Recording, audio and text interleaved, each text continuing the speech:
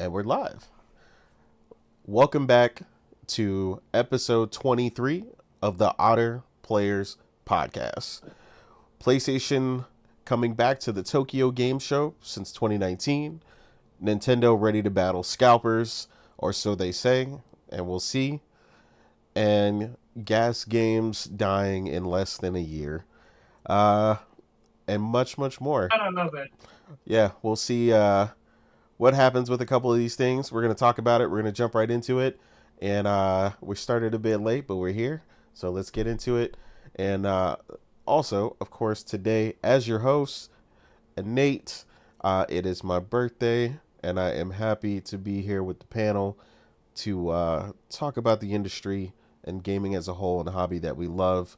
And now we'll just go ahead and jump right into the intros. Weeb, my man, how are you, man? And what have you been playing, good sir? Oh, damn! Do I have to sing now? Nah. Yeah, it's a requirement.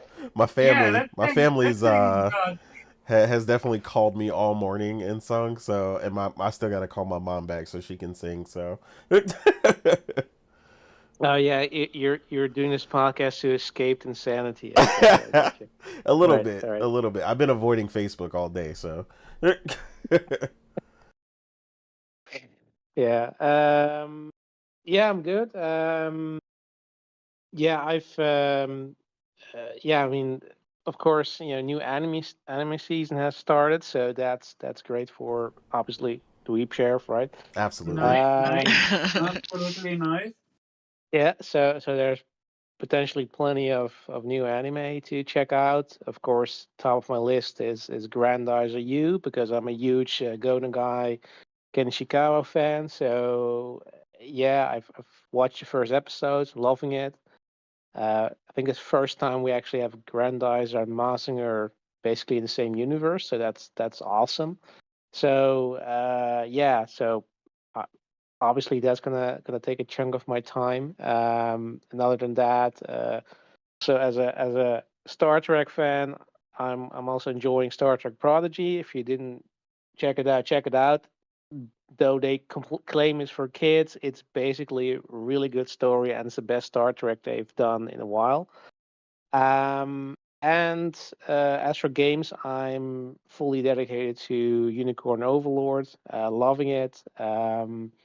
It's sort of a game where every time you hit a point where you think, okay, I've seen this before, right? Then you're introduced to something new, new sort of modifiers for mission or like crazy new units. Like I just unlocked, I guess the were animal area, so now I'm fighting bears with giant shields and spears and shit. It's So epic, yeah, isn't it? it's awesome. Like you're there, like dude. Don't mind Yeah, me. I'm just looking up Unicorn Overlord if I can find it anyway shape in my area. you absolutely should. This man. He finished one game, already looking up another. He ready? Yeah, Omar is that dog that always says squirrel and every time he sees one. Mm-hmm.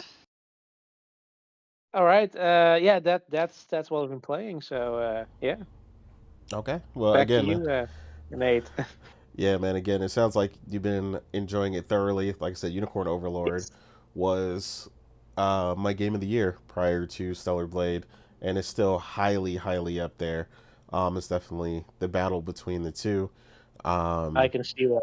Yeah. Yeah, that game was Okay. phenomenal. It's nice to Unicorn see them Overlord doing for that. 30 euro. Yes, Excuse Omar. you, sir. Excuse you. Anyway, Man, So- shop for bargains while he's doing a podcast. this man looking he the FOMO is too real. If y'all haven't known about this already with Omar, Listen, but this man has the most extreme case of FOMO I have ever seen in my life. Like, as soon as anybody mentions any game on Yeah. Twitter, this man is on it. Like, I need it. Yeah, we're rechristening him as Fomar. Oh yeah, okay, that's his new name. I love Fomar. it. Yeah. I love it. Oh, But yeah, Morgan, how are you, ma'am, and what have you been playing? Um, First of all, happy birthday. Thank you. Um, I'm good. I've not been playing as much as I want to. I've been really tired recently. Don't know why. But when I have been gaming, I have been trying to. Uh, I think I'm gonna go ahead and get the plat for Black Sad Under the Skin. I've Okay. completed one playthrough, so I've finished it, but it requires between 2 to 3 playthroughs, depending on which trophies you get and which path you decide to take or whatever. I'm gonna try to get it done in 2. The only thing that sucks about it is that it is a very dialogue and choice heavy game, and unlike other games where once you've experienced or, a scene or whatever one time, it allows you to skip scenes or skip dialogue so you can just go straight to the choices.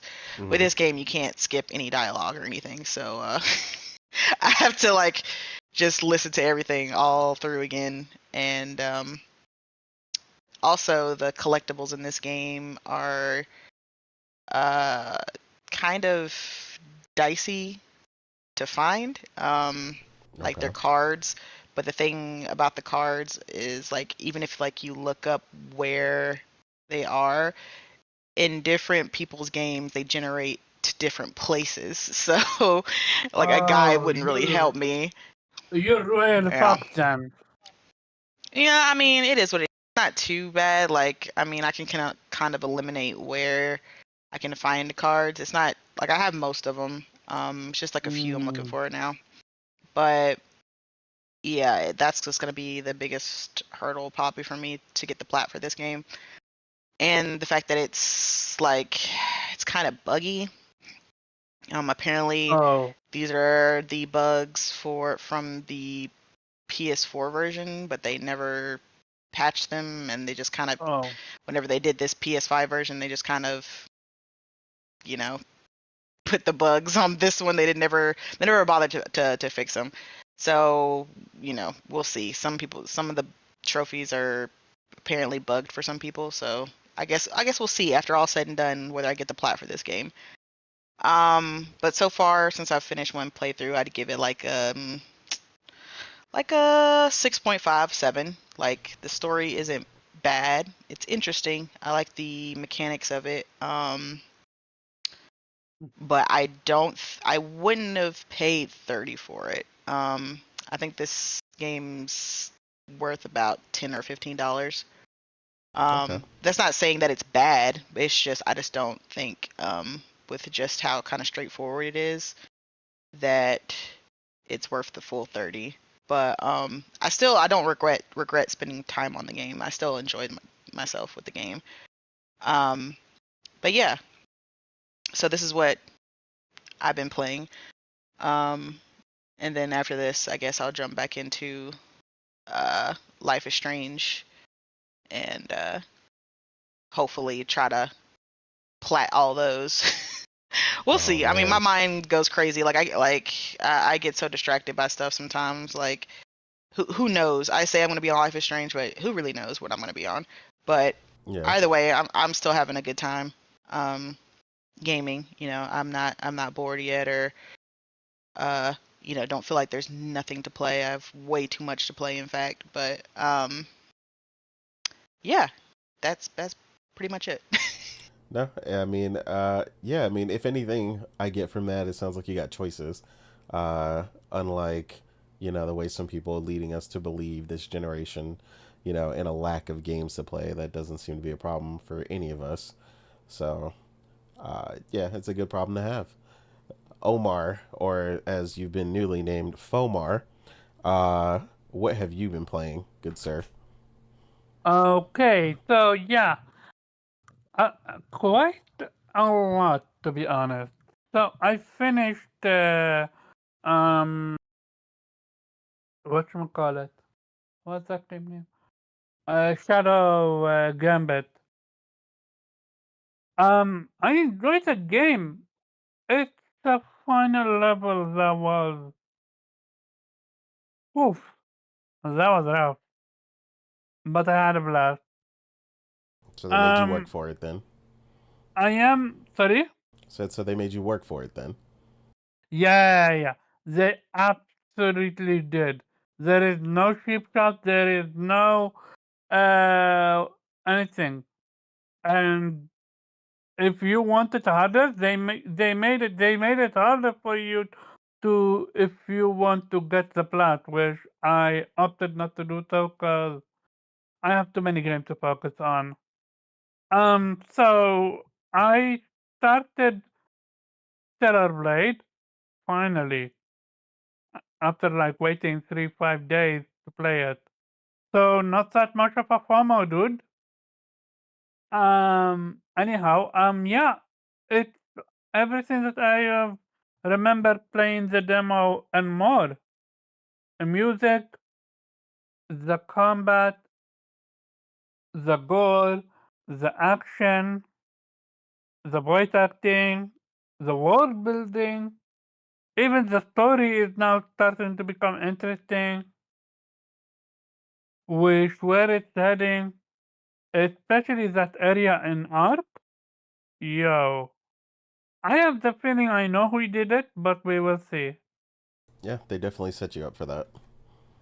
Um, I'm gonna. One thing I wanted to talk to you about, but I forgot. I will talk about it later. Cause yeah, about the game, but mind you.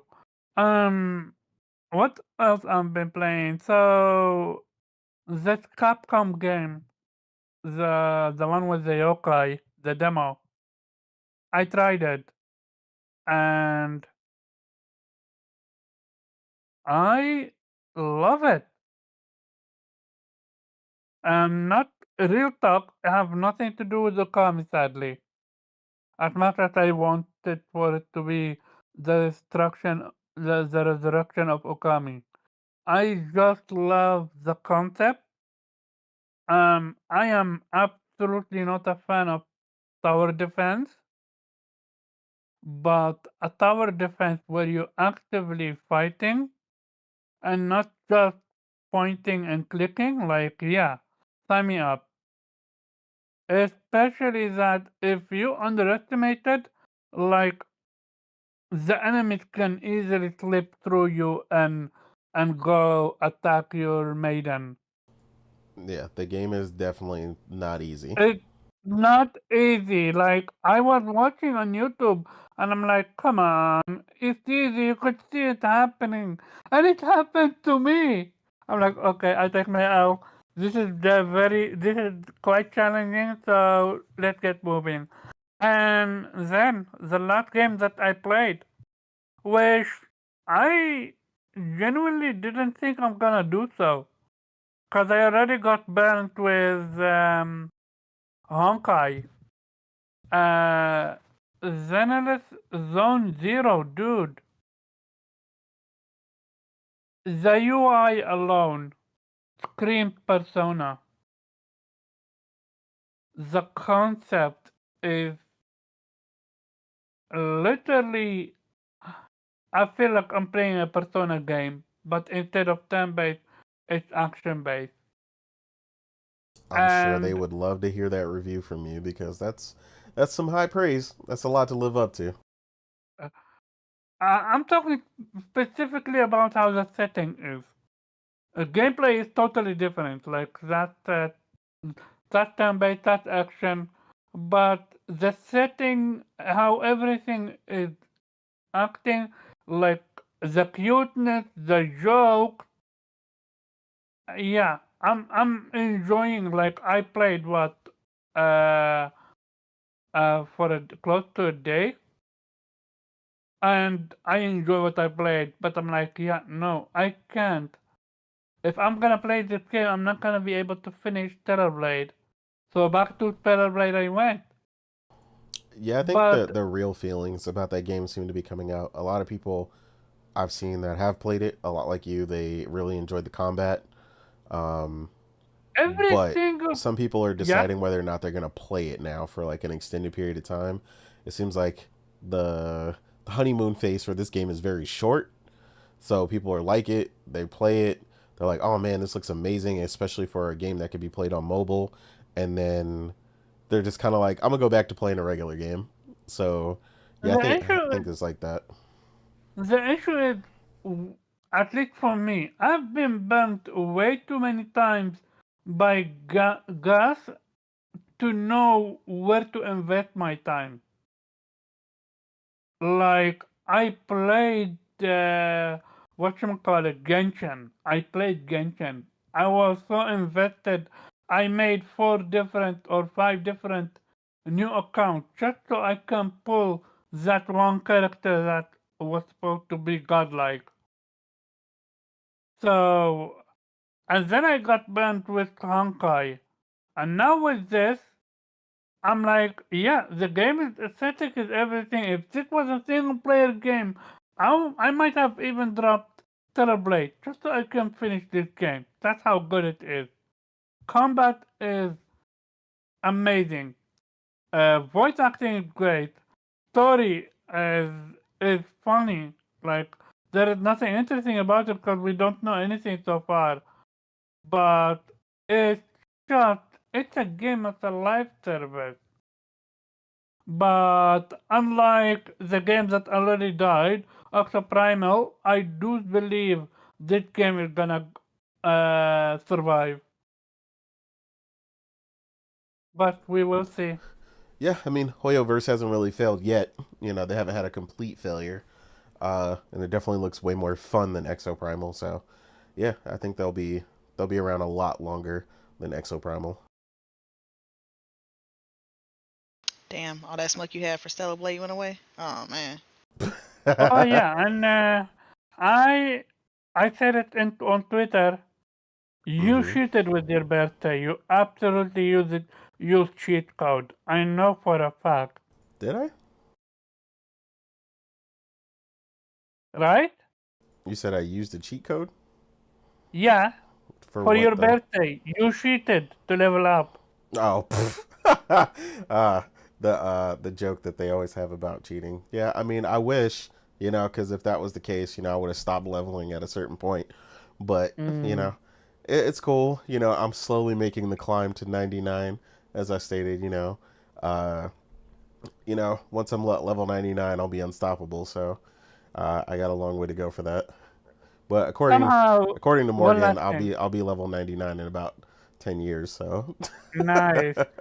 Well, about that, one thing that's different from JRPG is where you level up, you get stronger here. Where you level up, you become weaker. I'm down to fight the odds on that. I'm gonna get Nice, nice, nice. neural implants, and we'll be looking real cyberpunk by then. Hey, you're So going the Terrorblade route. Okay, I yeah, see. yeah, I'll be a Cyberpunk route. super soldier by the time I'm that old. Elon Musk, we have a lab rat for you. Hey, I'm ready. I'm ready. After the But trials, though. yeah, that's about me. Cool, cool. So, me myself, I have randomly been playing Cat Quest because I just kept seeing it, and it was available in PlayStation Plus, and it's like a little quirky RPG. Honestly, not really something I would typically play, uh, but it was cool. I picked it up for a day, ended up beating it. Um, it was funny. I don't really. It wasn't a bad game. It wasn't an amazing game or anything special either. But it was interesting to play and kind of get through that and see what people really like about it. I get why some people really like it though. It's definitely a It's quirky. It's yeah, short. It's quirky. It's a fun game to play in an evening, and you can beat it in an evening. yeah. I think that's like the big thing for a lot of people. It's just like it's an RPG that's short, which is an unusual combination. Uh, and it's not super deep, but it's also not extremely shallow. So it's like it's kind of like that Yeah, just right two thing. is better though. Yeah, Two yeah. is better than one. Two looks a lot better. I mean, the sequel you would And hope so. and three, oh my god, three, they're going all out. Yeah, it seems like they're putting the success to work. So, I mean, I started two barely, so I'll see how that goes, and if I really like it, Okay, maybe I'll look into three. Um, here is a quick You want to be overpowered, right? I That's mean, your favorite thing to do? yeah. I mean, yeah. I mean, Well, I'm usually so on top of here is it. what you do. You go to the level 99 cave. It's literally the beginning of the game. You go in, you find a way to kill a couple of dudes. Trust me, it's doable. I did it. And then you get the one of the best weapon in the game, if not the best weapon. Enjoy. That's Yeah, your cheat code with Cat Quest 2. yeah. I kind of did the same thing with Cat Quest One. So yeah, that was Oh, the plan. I'm ahead of the game. Um, nice.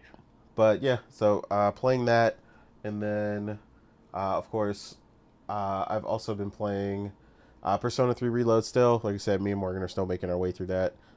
Slowly getting towards the end of that, which is still enjoyable. And then I am about probably 90% through Shin Megami Tensei 5, the Vengeance playthrough. So I'm almost done with that game. Wow, that's impressive.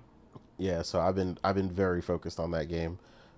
So It's did they make the enjoyable. game easier? Because I remember the Shin Megami Tensei being on the difficult side and mostly unfair side. I mean, it's not easier. It's just, I mean, I played it before, so I already know what I'm doing. Mm, okay. I'm already extremely acclimated to the systems.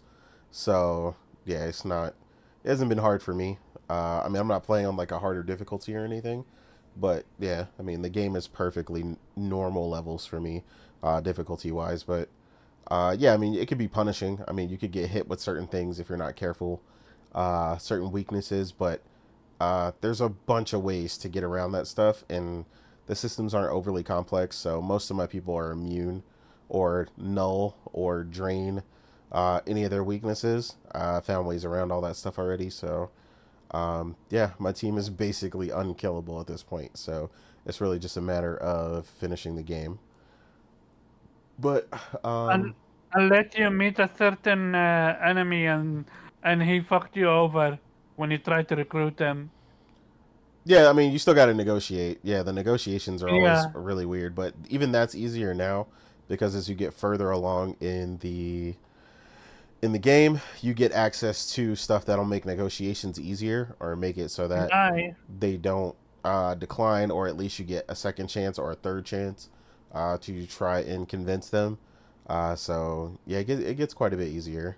But I've already got like 100% compendium and a bunch of other stuff. So like I'm when I say I'm way ahead of it, I mean I'm way ahead of it. Like Are you there's going for the flash?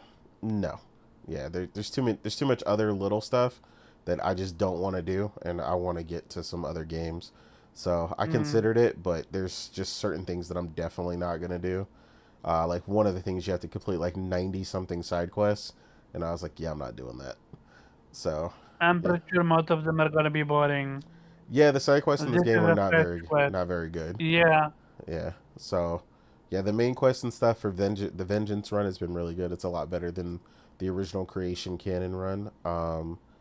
But yeah, like I said, I mean, I'm enjoying it. It's still not something I would recommend to new people. I would still Persona 5 Royale is still the greatest of all time as far as, getting new people uh, into the yeah. series as a whole.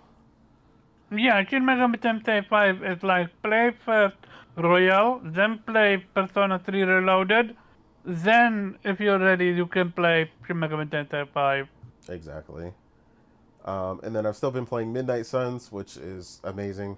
Now all the DLC characters and stuff are out for that, so that's still been a lot of fun. I'm finishing up the platinum run for Fallout 4 for the PS5 version, and then I also played Kinetsugami, uh, the demo that Omar spoke about earlier, which again was really fun for me. I'm a huge fan of tower defense, so seeing that aspect introduced into that game definitely made me a lot more interested. So I plan to play that. I'll play that on PC via PC Game Pass when that does drop. But yeah, um, let's go ahead and jump in to our first topic.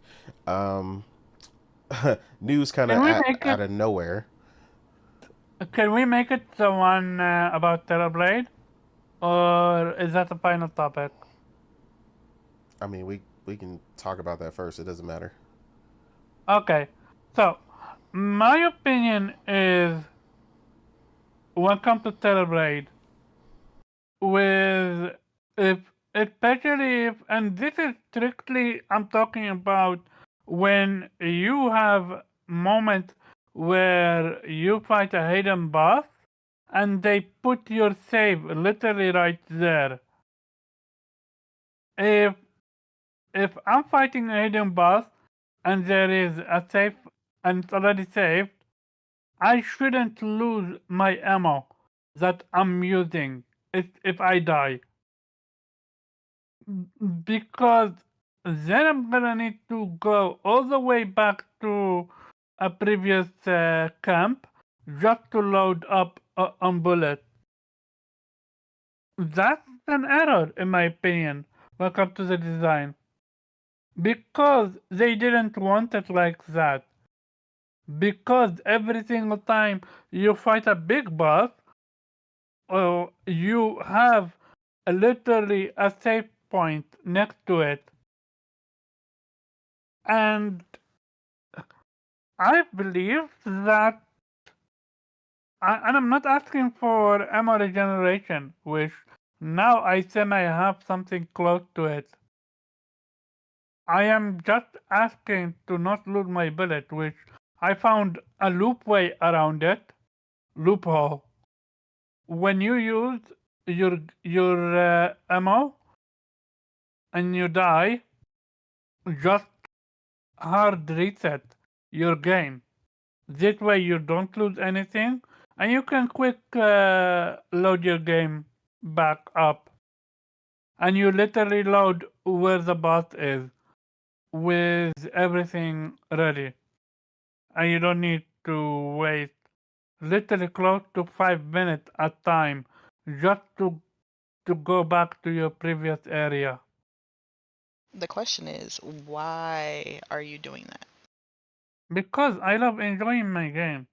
Just because the game is difficult doesn't mean I don't enjoy playing it.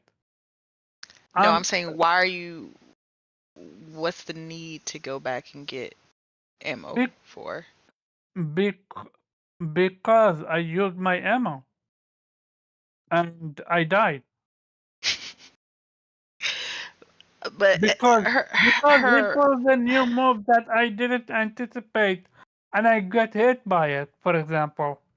Or I think I dodged at the last minute, but it Yeah, doesn't register I'm as not dodging. questioning why you die. Like, I get why you die, but I'm just confused as what the need for the bullets are. Like, you don't need them. Like, they're weaker than her But blade, you and do it's her secondary weapon. no. Your bullets are actually more stronger than Uh, your sword in certain moments. you're When not. you Hold on, wait. You're not getting it. You don't need the bullets though. Need is a different. That you want to use them.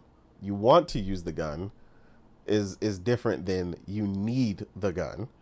And Yeah, that's why I'm yeah, like, it's if never you stronger. you're making it a but hold negative up, that you so have to I'm just track back to the camp, and I'm like, but you don't have to do that because you don't need the gun to beat the bosses. So it's not. It's like you're making it a negative when it's not necessary. but they literally tell you bosses not bosses. Exposed areas, weak point take more damage from your gun than from Sure, your but sword. her, the exposed parts don't expose themselves that often. So I'm trying to figure out why you have Okay, to go then back. we play different then. I play to expose them. I block all their attacks until their You don't exposed part. parry. You just block. No, I meant I parry. I parry and I block. Basically, blocking a perfect block. What I wanted to say. Yeah, but you still don't. So what we're saying is like the way that you're specifying it as a general negative is just a want though. It's not needed because when you parry them in the game and they go into like the down state, you can do a serious amount of damage simply using the blade and Mm-hmm. enacting the Yes, skill. but you can even do even more with the gun. Can you imagine? No, so wait. So a specific part of the gun, which is why your, which is what I knew, and this is why I wanted the screenshot of the way that you leveled out the gun. So the rail gun has the most limited amount of ammo in the entire Yeah, game for 3. the entire game. Like, Yeah, 3. period. Yeah. So while that is powerful and it takes forever to charge, if you do get the charges, it is meant to be a very, very rarely used weapon. Not that you can't use it, but at the same time, you don't need it. Like, there's not, again, not anything in the game. It's not significantly out damaging her doing the actual contact skill. When the enemy gets downed, she does a massive amount of damage that way, and it at the latter half, it will not out damage her sword. That also depends on how you have your sword leveled up and how many of the Because the way I upgrades you have my found. sword leveled up and the combos I do, I can do much more damage quicker with my My blade than my Yeah. my gun. blade is at 750 now, I think. Yeah, so a bit, but the ultimate point is like, yeah, you should never. The sword always out damages it.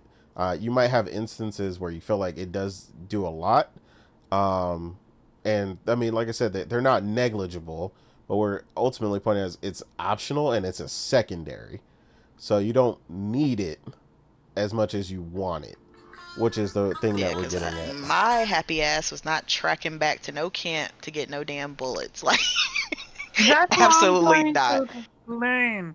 No, But I if you, absolutely understand wait what a you're second, explaining, Omar. I just think it's unnecessary what you're doing. It's if unnecessary. you, if you didn't have, if you generated your bullet automatically after death, would you have relied more on your gun? No.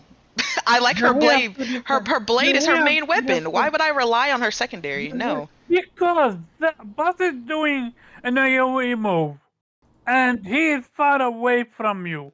By the time he comes closer, you already pumped him up with bullets. I mean, number Like, one, I control the distance between me and not a single boss in that game gets far from me unless I want them to. Like, even when that. they have moves where they make space, I'm on top of them in 2 seconds. This is what No, I no, said. I Like, the way didn't. you're No, playing this game, I think is just different. I'm. So when he's doing that fire AoE, am I supposed to be literally on top of him? Because I can't stop an AoE, but you know what I can do? Which is what I did with the video that I showed you. I loaded up my gun and I hit it with them Look, and there's I nothing killed them. wrong with using your gun. I use it too. My thing is you so heavily relying on it that you have to go back to camps every time you No, die I'm because you not. want to use it so much. That's the That's thing where though. I'm confused. I'm like, why are you doing that? You don't have just one type of ammo for your gun. You have like 4. I'm Like, aware. I'm it's aware of what's in the gun. versatile as fuck. That's fun. I wanna enjoy that. We're not telling you it's not fun. We're telling you it's limited and a secondary for a reason. Yeah, it's limited for a reason because they don't want you to rely on the gun. They want you to use If her they blade and did, her combos. And I'm not saying that they don't want you to use the gun because that's what you're gonna. I can hear you already. Well, if they didn't want me to use it, why would they give it? I can already hear what you're about to say, Omar. That's not what I'm saying. I'm not saying you can't use the versatility of her bullets and the different missiles and things that they have. I'm just saying you heavily rely on that, and you shouldn't. It's no. great, That's the but thing though. The boss that I killed with the gun literally was the first one that I did. And you know what happened? Literally before we went live, I tried to do the exact same thing with a different boss. And you know what it did? It sidestepped me and it killed me. It just hurt me, but still. Basically, I got punished for it. And So that's the thing that I like. It's not the thing about the gun. It's not an auto victory. You gotta work for it. I mean, you have to work for it in anything in this game. The game is not easy at all. No, but So with the gun, it's even worse. You're actually limited I movement know. wise. That's why I was like, what are you talking about putting it on a challenge mode with just the blade? I'm like, it's harder to use the gun. So you're, in fact, putting yourself on challenge mode by trying to rely so heavily on the gun because you got to sit there and hope that thing's still and doesn't hit you while you're charging up the beam. That's why I was so confused in the chat when you were like, well, if you only play with the blade, that's like doing a challenge run. I'm like, no, it's not. You playing with the gun is putting yourself in challenge mode because you're trying to use parts and bullets from the gun that rely on you to be still and the enemy to be still and for you to charge up. So no, it's a lot harder to use the gun than it is just to use her blade, which is quicker and faster and does a lot more damage. My thing comes down to situational moment. When bosses are far away doing some projectile stuff or just finished unloading what you call it, a heavy attack. By the time I go back to them, they're close to recovery. So that distance that I want to cover to them, I could then easily whip up my gun and shoot at them. That's what I'm trying I to mean, say. sure, Making the but you can also gameplay just press versatile. triangle and speed up to them too. Yeah, I Um, can. But that's what I'm trying to say. Versatility. I enjoy that. Again, and also looking badass doing it. yeah, and that's cool. I'm gonna tell you That's right cool. now. If you depend on that for later bosses that are much more faster, they're gonna beat Yeah, the you're brakes off trying to your look ass. cool, I'm which not. is That's what the I thing. knew that what you were doing, and you're gonna get your butt kicked trying to diversify your combat because The, you can't rely on that gun like that. These bosses the, get too crazy too fast, and you're gonna get the shit knocked out of you. You keep doing that. the reason why I want it is because, and maybe that's just me. Yes, Um, yes. no, no, He said no. no. He said maybe it's just me. No, it's not actually. I felt the gun was becoming like a potion in a Final Fantasy game. It's a thing that's in my inventory, but I'm not using out of fear of running out of ammo. Well, for one, you were doing it wrong at first, and you thought the only place you could refill was at the Oracle, which was wrong. No, So, because I couldn't. I hadn't. What you call it?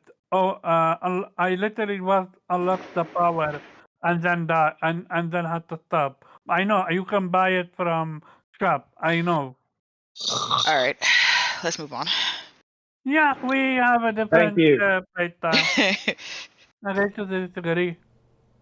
so the lesson of the story and the Is moral, Omar's always wrong? yeah, All right, that's Omar is wrong, and you can in Oh, fact, am I wrong?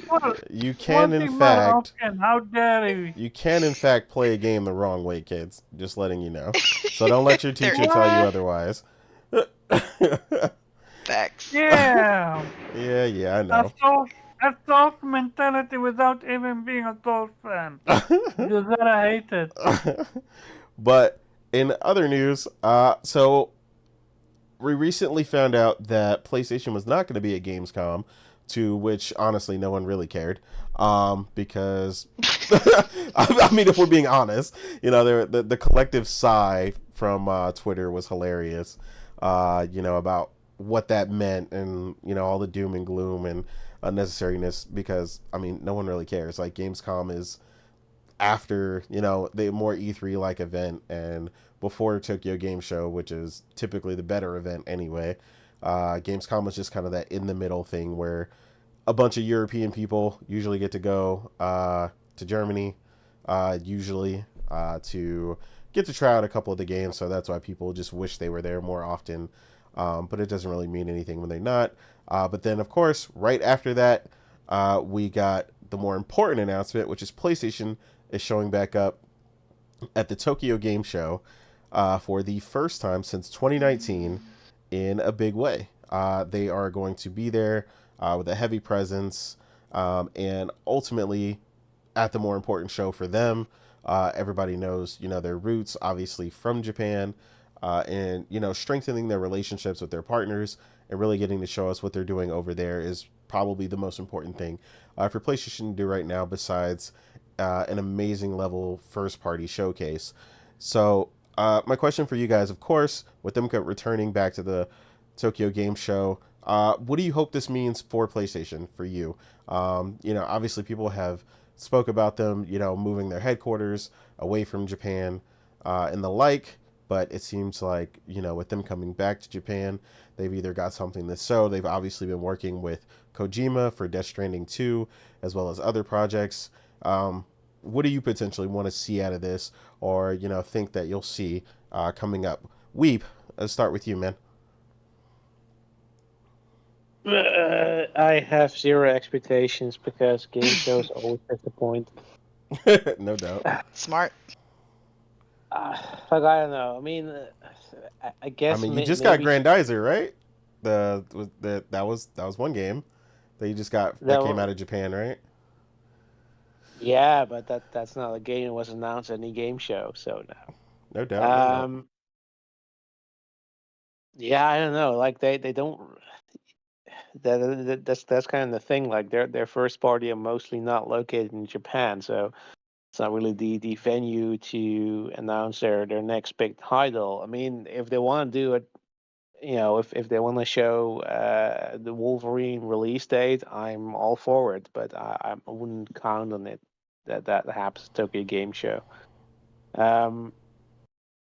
Yeah, I mean, there's so much already coming out this year, and so I don't know really what else is there to potentially look forward to. I mean, I'm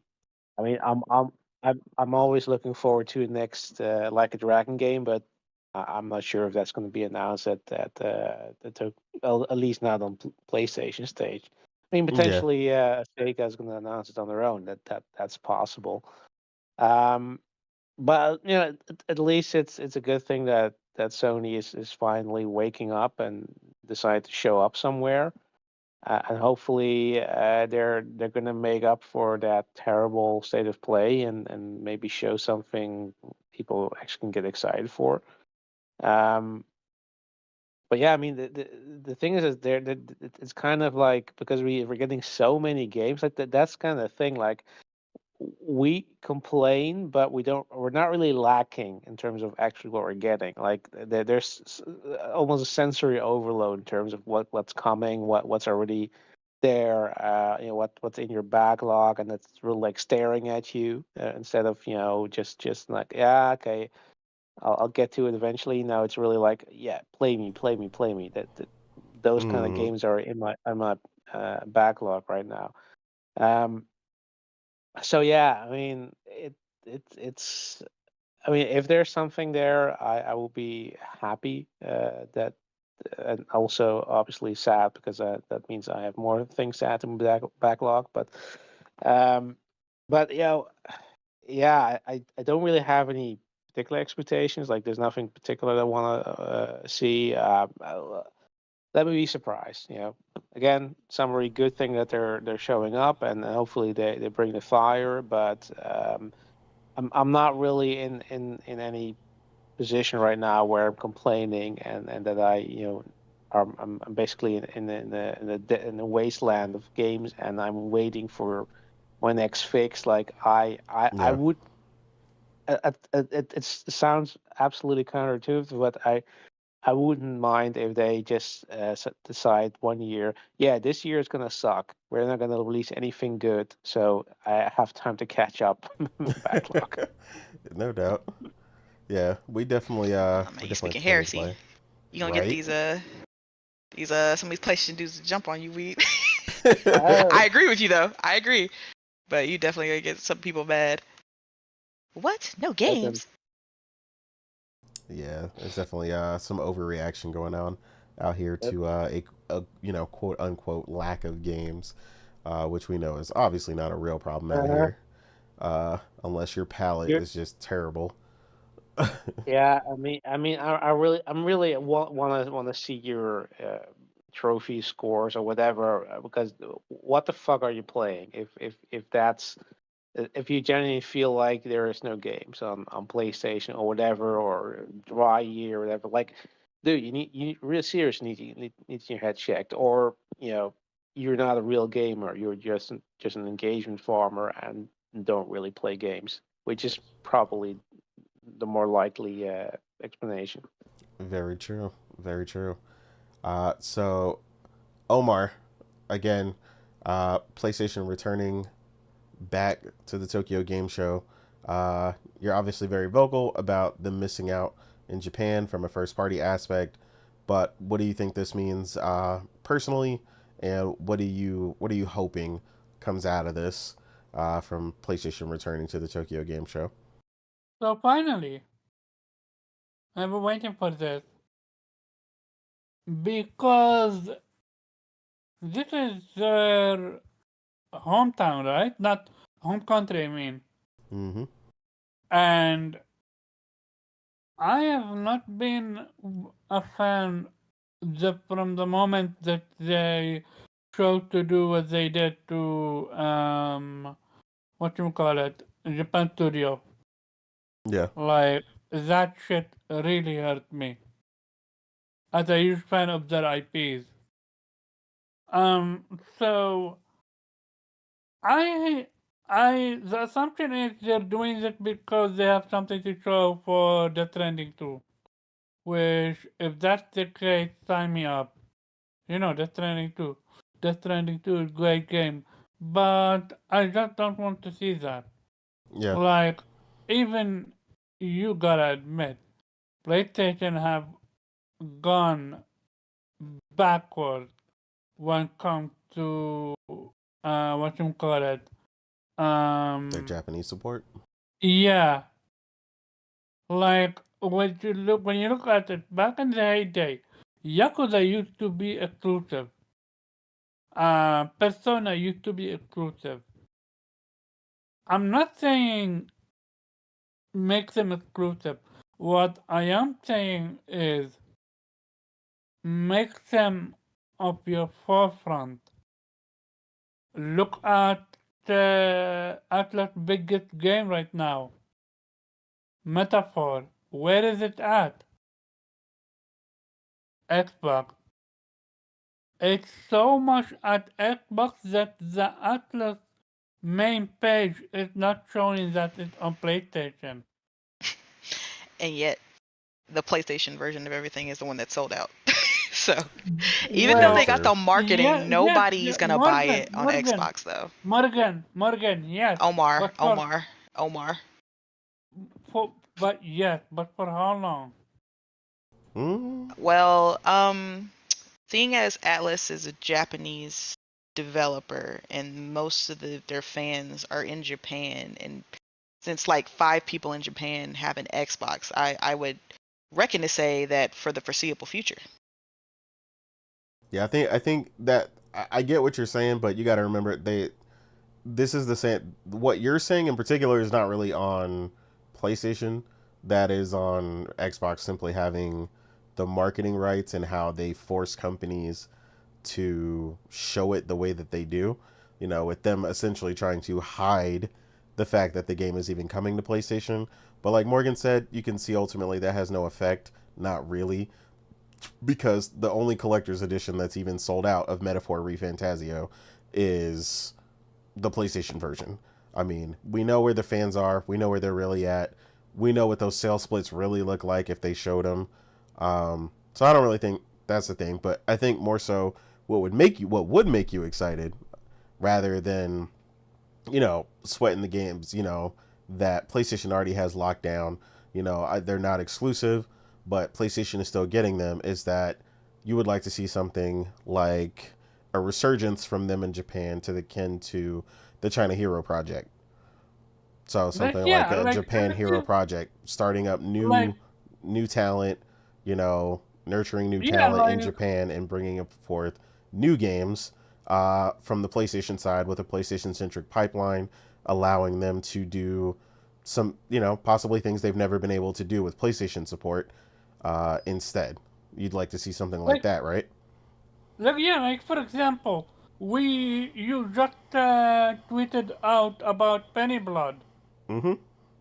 Like, literally, PlayStation could easily give this game to level 5 Well, they and can't take the game. That's not what they're.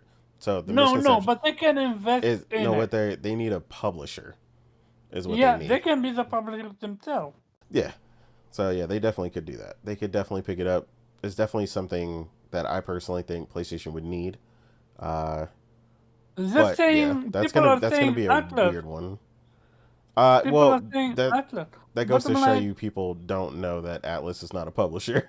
But yeah, yeah, but my thing is, one, Atlas is owned by Sega. That's number one. Number two, Atlas is already busy.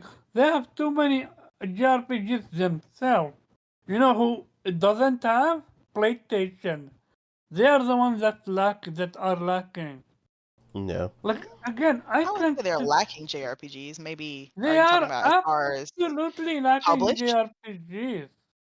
No. Are you talking about published JRPGs? Because they you can play a lot of JRPGs on your PlayStation right now. Are you talking about PlayStation owned JRPGs? Is that what you're Yeah. I'm referring to? talking about.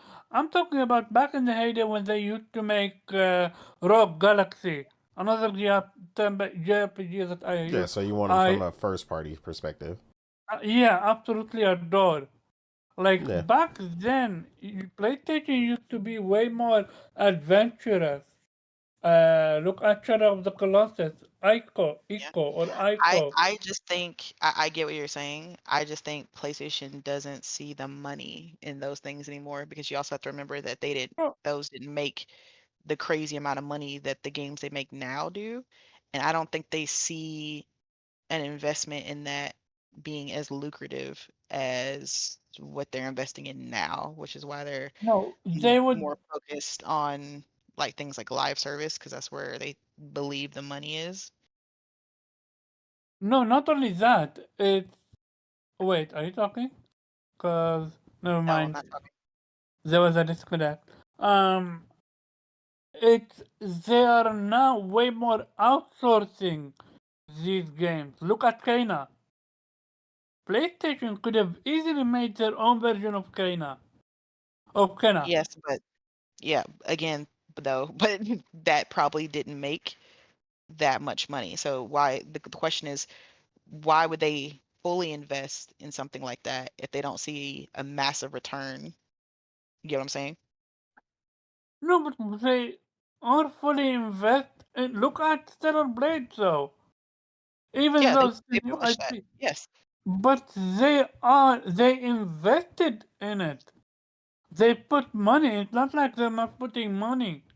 Yes, They they put published it. money in Correct. advertisement. They put money in. They help with the DualSense Or they integration. published it, meaning they paid for it. Yes. Yeah. So why not instead of publishing it, making your own? That's what I'm asking. Be- Like I the just China answered that Hero project because it's very is expensive, Omar. Those that's very expensive. come What you're, on. what you're, They're I willing mean, come they're on. willing to lose that much money on games at a live service, but when it comes to the actual game, Well, that live service games have a potential of making, yeah, millions but and billions of keyword dollars. potential. Yeah. Yes, at a higher rate than like a JRPG, if especially, like I love JRPGs, okay? But we're not gonna sit here and pretend like they're not niche. Like they're not like there's a small market of people that like JRPGs. Like the market for live service. I don't like live service, so I'm not here trying to wave the banner of yay live service. But this live service market is huge. Like the potential, the millions and millions upon millions of people you could get to invest in a live service game and spend money, you know, year over year for those games, it's exponential. So if done right, they could make bank. But I just think they just don't see that potential. And I'm not saying it's right or it's a good thing that they're not doing it. I'm just, stating what I think PlayStation is thinking. Like they just don't see a potential in growth from JRPGs. Like they had their moment during the PS2 and PS3 era, and I just don't think they see it as like a growth market for them. Yeah, I would say you will sooner see a JRPG supported from them in a way of like Stellar Blade or something like that, Yeah. It's like, then yeah, I don't think they have you a will problem see with, the other ones. publishing them or marketing them or, helping them out. Like, I just don't think they want to invest in a studio and make those themselves because they see it as, it's easier for us to just, somebody other studio or some other publisher or whatever make it. And then, hey, if they need a publisher, we'll step in. If they, they want, if, they need somebody to market it and it looks hot, we'll step in. I think they like the option to be on the back burner of it and have it, take it from someone else or, promote it for someone else other than having to do it and having to build the studio, get the IP. Okay, now we got to go to the draw board. What's the IP going to be about? What's it going to do? Because that takes 4 to 5 years getting everything from the ground up. And then will the masses come to it? Who knows? Like, it's like I think they just see less risk by just marketing other people's work than investing in their own. Yeah, I think as far as like you mentioned Ico and stuff like that, I think that you'll never see that again. Yeah, Like, sadly. yeah, that mainly and understandably so, because ultimately at the end of the day, it's a business. Even though we appreciate some of those projects, I'll be the first to tell you, despite me owning that game, I did not freaking play it. So Oh like, What? man. Which yeah, one? Ico, like I own that game, but Yeah. I probably put in 5 to 6 hours, and that's pretty telling, right? So I'm not foaming So at the you mouth. didn't beat Shadow of the Colossus either. No, I beat Shadow of the Colossus. That's different. Mm-hmm. So Ico is very different than Shadow of the Colossus. So Shadow of the Colossus was kind of a cult, a cult classic. It was a hit, you know. I thought, well, I don't know about that. Not as big as Shadow of the Yeah, I hear Colossus. a lot of people like debate over Ico. Like it's one of those games that people either really love it or they just They didn't just, get into yeah, it at all. yeah. Like, I beat that. So I beat Shadow of the Colossus twice. I barely played mm, Ico. So again, it was a neat concept, but anything. yeah, I don't see anything like that coming. But that's what I said. I could definitely see them with this return to Japan giving you something more, like I said, closer to the China Hero project. I do wish PlayStation would support the game that I told you was looking for a publisher. The trouble with that, though, is that I know how PlayStation is when they come to publishing things, and that game already has promises for how its distribution works with the Kickstarter. They already had oh the yeah, stretch goal for that the kind of stuff is it's already locked in. kind of yeah, because Xbox faced a similar situation when it came to Psychonauts 2, which is why they had to kind of honor the PS4 version for that Mm-hmm. game because Mm-hmm. PlayStation fans were a big supporter for Kickstarter for that game. So they had, even though they bought the studio and they owned the IP, they had to, you know, respect the fact that PS4 players really, got that game off the ground and helped support it. So they had to make that version. Now, I don't think that's something PlayStation is looking to do, where they have to. Oh, like, oh, damn, all these different platforms invested in it. So I guess we have to make an Xbox and PC or whatever version Switch if they did it. I don't know. But, Yeah, they would have to distribute for all No, those I think Switch platforms. they can tolerate, especially with them Well, and no, but I'm the saying Horizon The IP. Xbox version is Xbox, already promised, Xbox though. version. That's the problem. Yeah. Now if it was me, I'd play it. I'd play the long game because to me, I think they put together a great studio. Because, like I said, I've kickstarted it from the beginning, and I think investing in them and just helping them publisher wise with this one in an agreement to bring them in, I think would be smart because that studio is full of a bunch of veterans and stuff that I think could benefit PlayStation heavily They in that department. they need a resurgence for level 5.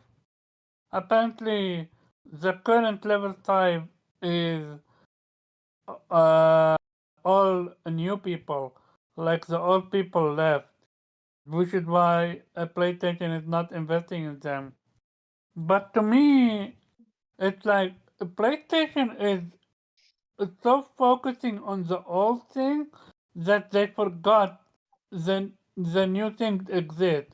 What I mean by that is they're so fixated on Square Enix and not invested in the new blood. Like for example, exoprimal 33.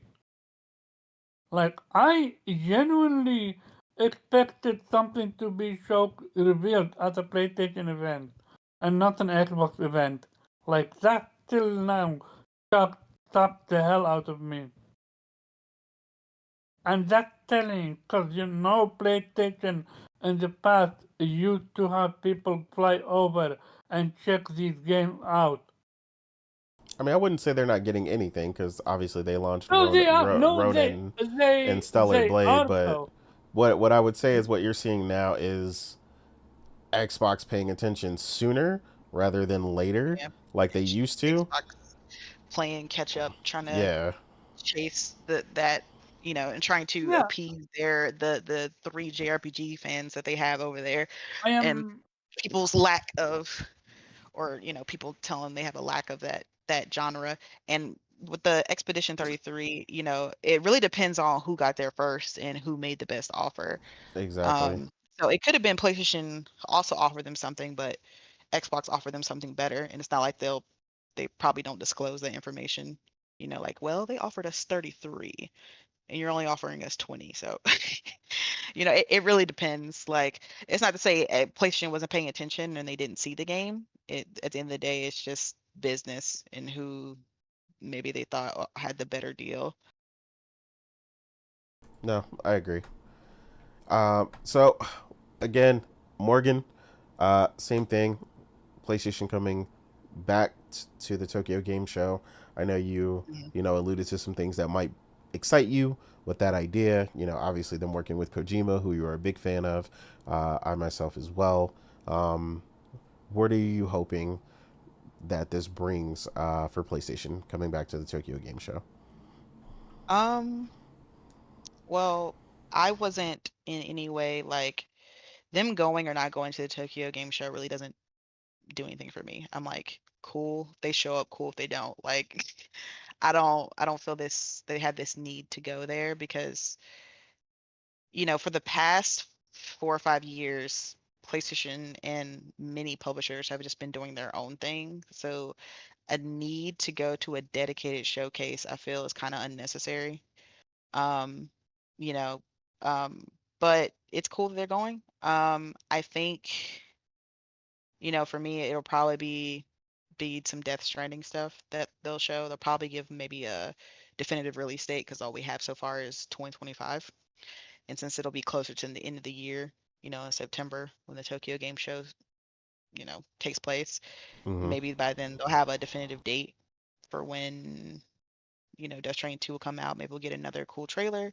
I'm always a fan of Kojima's trailers. He treats some things like like movie trailers, so they're always epic. Um, yeah, maybe we'll get a look at probably not, but here's me hoping that maybe we'll get a look at the espionage game he's working on, the one after Death Stranding 2. Oh, that's Mm-hmm. That's the way too one. early, I think. Yeah. That's why I said it's just me, just But hoping. he is a man that loves to show off a solid concept, so you never know. Yeah, but I think he is now busy with two games, which is the Xbox One and Death Stranding. I think Sure, he's sure. gonna finish that before. Yeah. Like I said, that's just me wishful That's a thinking. hope of wishful thinking on Um, that too. um, maybe we'll see that Pragmata game from what was it from Capcom. Oh, yes, yes. Even Capcom seems to have forgotten that this game exists. You see, you be talking shit about PlayStation, but they get some deals. Um, maybe there's another Japanese game that we don't know about that they're want to disclose. Who knows? Or maybe it'll just be a reel of bullshit, and it'll be just as bad as the state of play. And Yeah. people just gonna be We're like, gonna well, trash it. Good job, PlayStation. So, honestly, it could be any of those things, and I wouldn't be surprised if it was any one of those, options. Uh, PlayStation's been very unpredictable these past couple of years, so really, who the fuck knows? Um, maybe they're just going there and they're gonna be, maybe they'll go there to announce the PS5 Pro. I don't fucking know. That's honestly that would not be gonna pretty happen. shocking, but yeah. Yeah, it's not gonna happen. That's just me What talking did you shit. say then? I said PS5 Pro, but I was just bullshitting. Oh, real talk? Uh, That would not be so shocking. Because at, such a big... no, at the Tokyo Game Show, no, they're gonna have their own dedicated showcase for that. Nah. Uh, but yeah, I mean, like I said, maybe they have another third party partner, or maybe another game that they plan on dropping this year Mhm. that we don't know about. Um, yeah, who really knows? Like I said, the last time that they were there was 2019 with Death Stranding 1. So it kind of makes sense that now that we know Death Stranding 2 is coming, it's been announced, we've seen a trailer that they're there again. It could just be Kojima again. Maybe the Tokyo Game Show has now become PlayStation's way to pay homage to Kojima, and it's just the Kojima show. Um, but yeah, but I'm always excited at the possibility of getting some new games. So, you know, either way, whatever it is, I'm cool. Like I'm not going into it with any kind of crazy high expectations or whatever. Like if Death Stranding 2 is not there, or if it's like some gotcha game that I really don't give a shit about, like some mobile Japanese game or something. Yeah. Because I honestly would not surprise me if PlayStation was there just to show off some mobile shit. Um, I'm just gonna be like, yeah, okay, cool, whatever. It is what it is. I'm just going with the flow when it comes to PlayStation now. Like, well, only thing I really care about from them is the announcement of an actual showcase. Like, I could give a shit about this Tokyo Game Show. Where is your actual showcase? Yeah. That's the showcase I care about. But yeah. No, I 100% agree.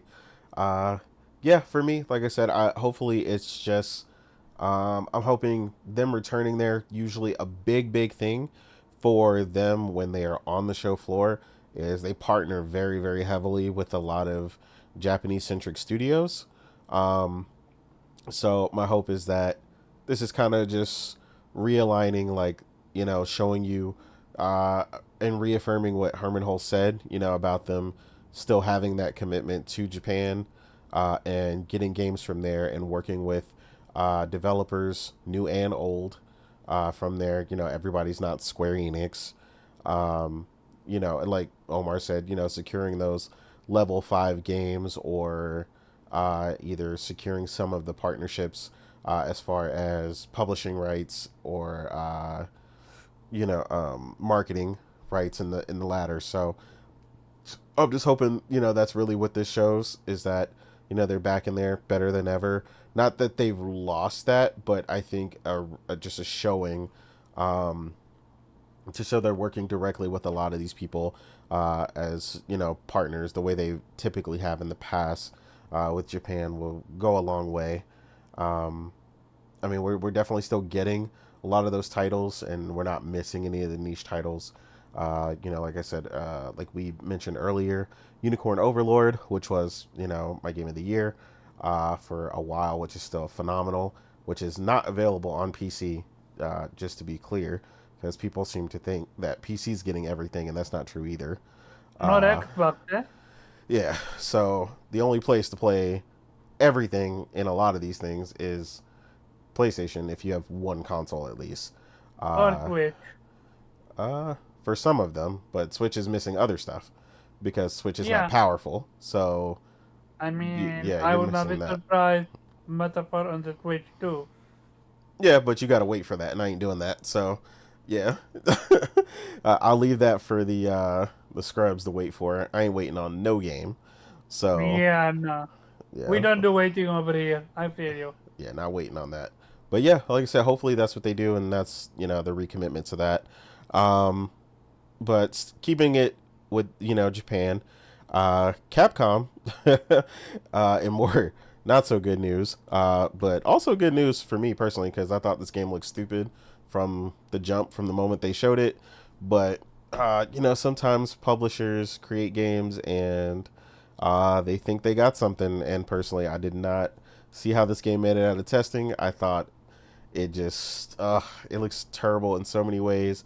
But exoprimal has, after barely being out a year, has now been announced that they are going to stop updates in year one, and it looks like they are beginning the shutdown of exoprimal, uh, the dinosaur fighting robot gas game. Surprise, surprise.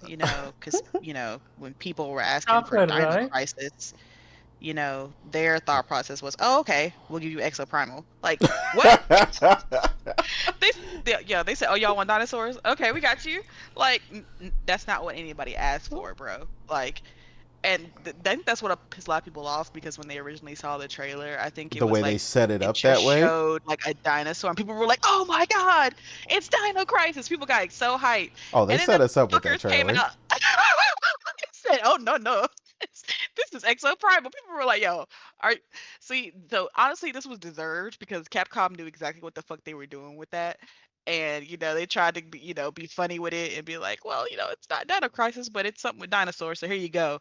Well, there you go, fucking Capcom, because not what we asked for. But and it'll be funny if Capcom uses this as an excuse as to not bring Dino Crisis back. They're gonna be like, well, these people don't like dinosaurs, so we're just gonna not we're not gonna even bring Dino Crisis back, because you know how these suits are.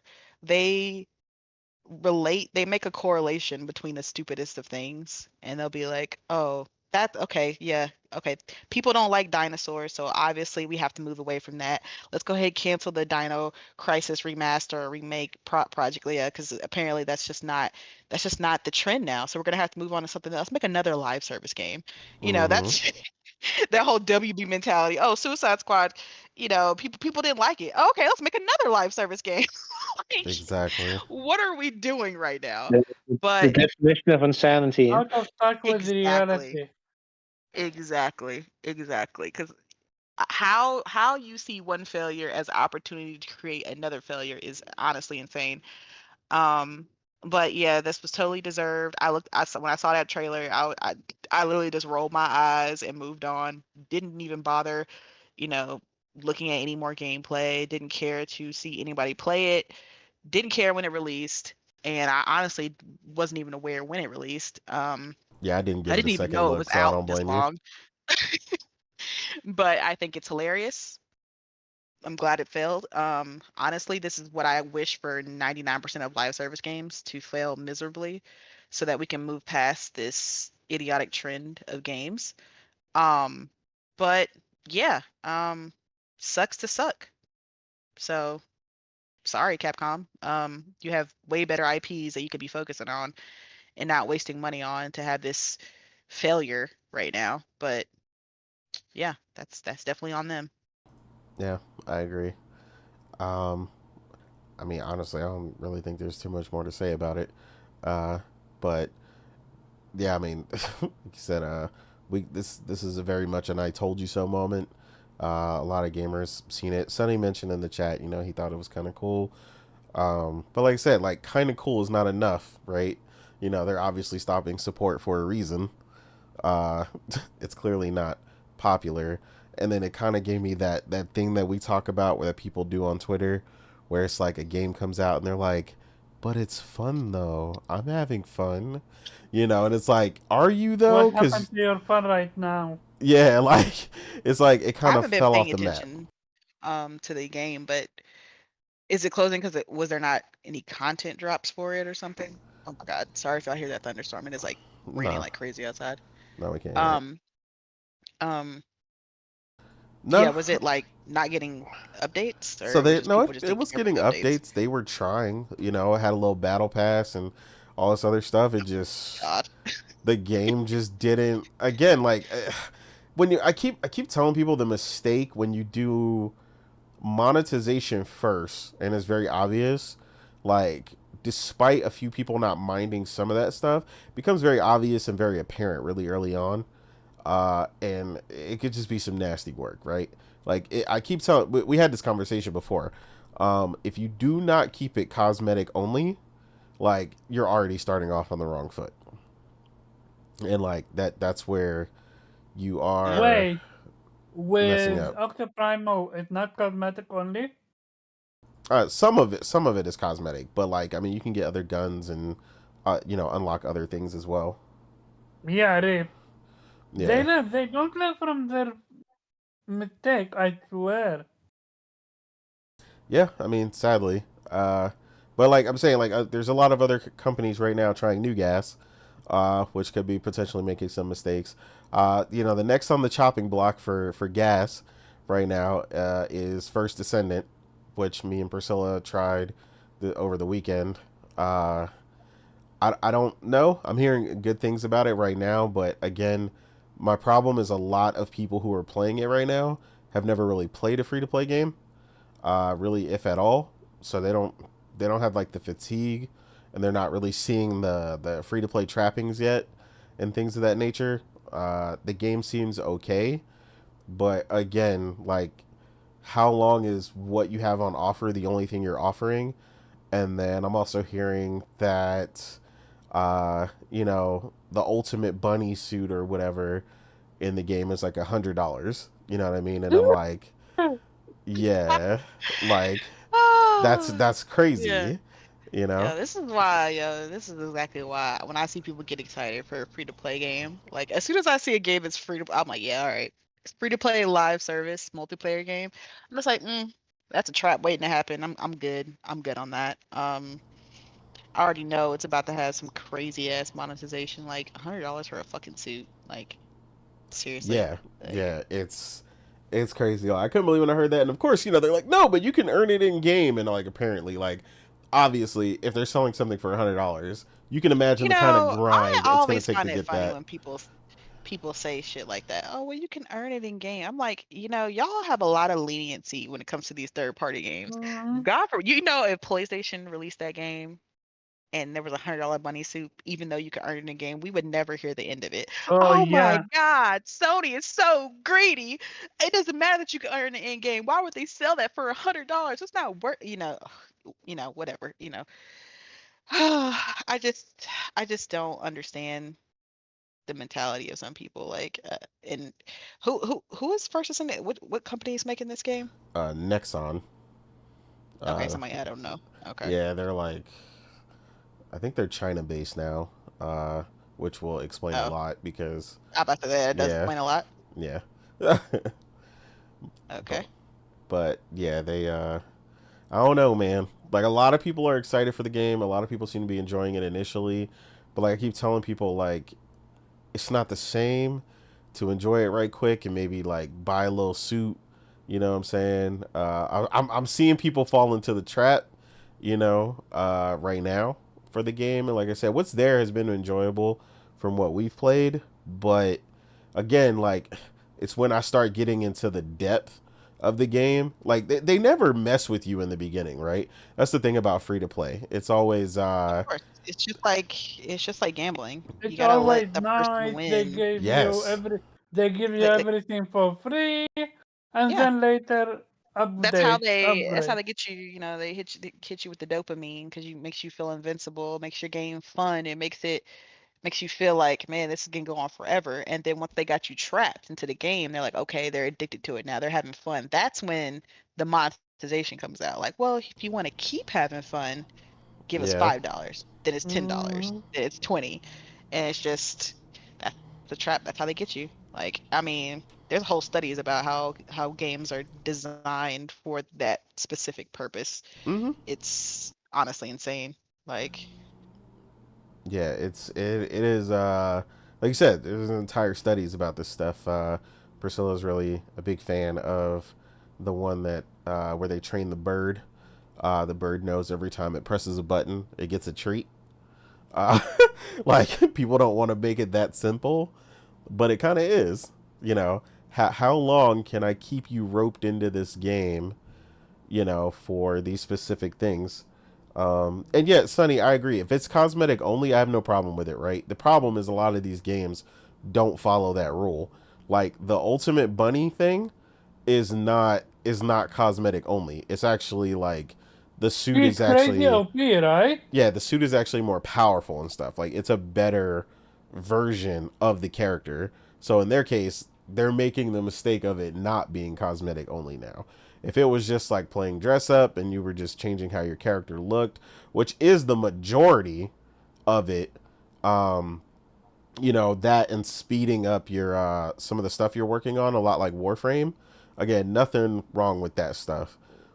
But when you get into oh man, my friend spent $100, so now we got access to this super armor right off the bat. Like that's when you're getting dangerous. Honestly, Yeah. I wouldn't invest in a free-to-play game until maybe like a year or so.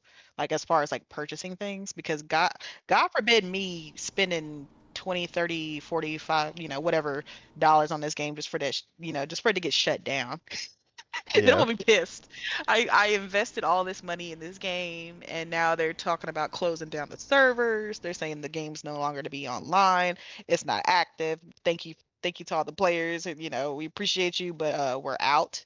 I'm gonna be pissed. So again, I'm not.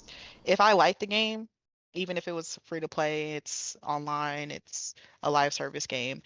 I'm waiting until that at least that 7, 8 month, 1 year period when a lot of these live service games, go to their grave. I'm waiting for that period to pass before I invest a dollar into any of those games. I refuse. Nah, yeah, I definitely agree. They don't build them like they used to, right? Like a lot of things get compared, and you'll hear it.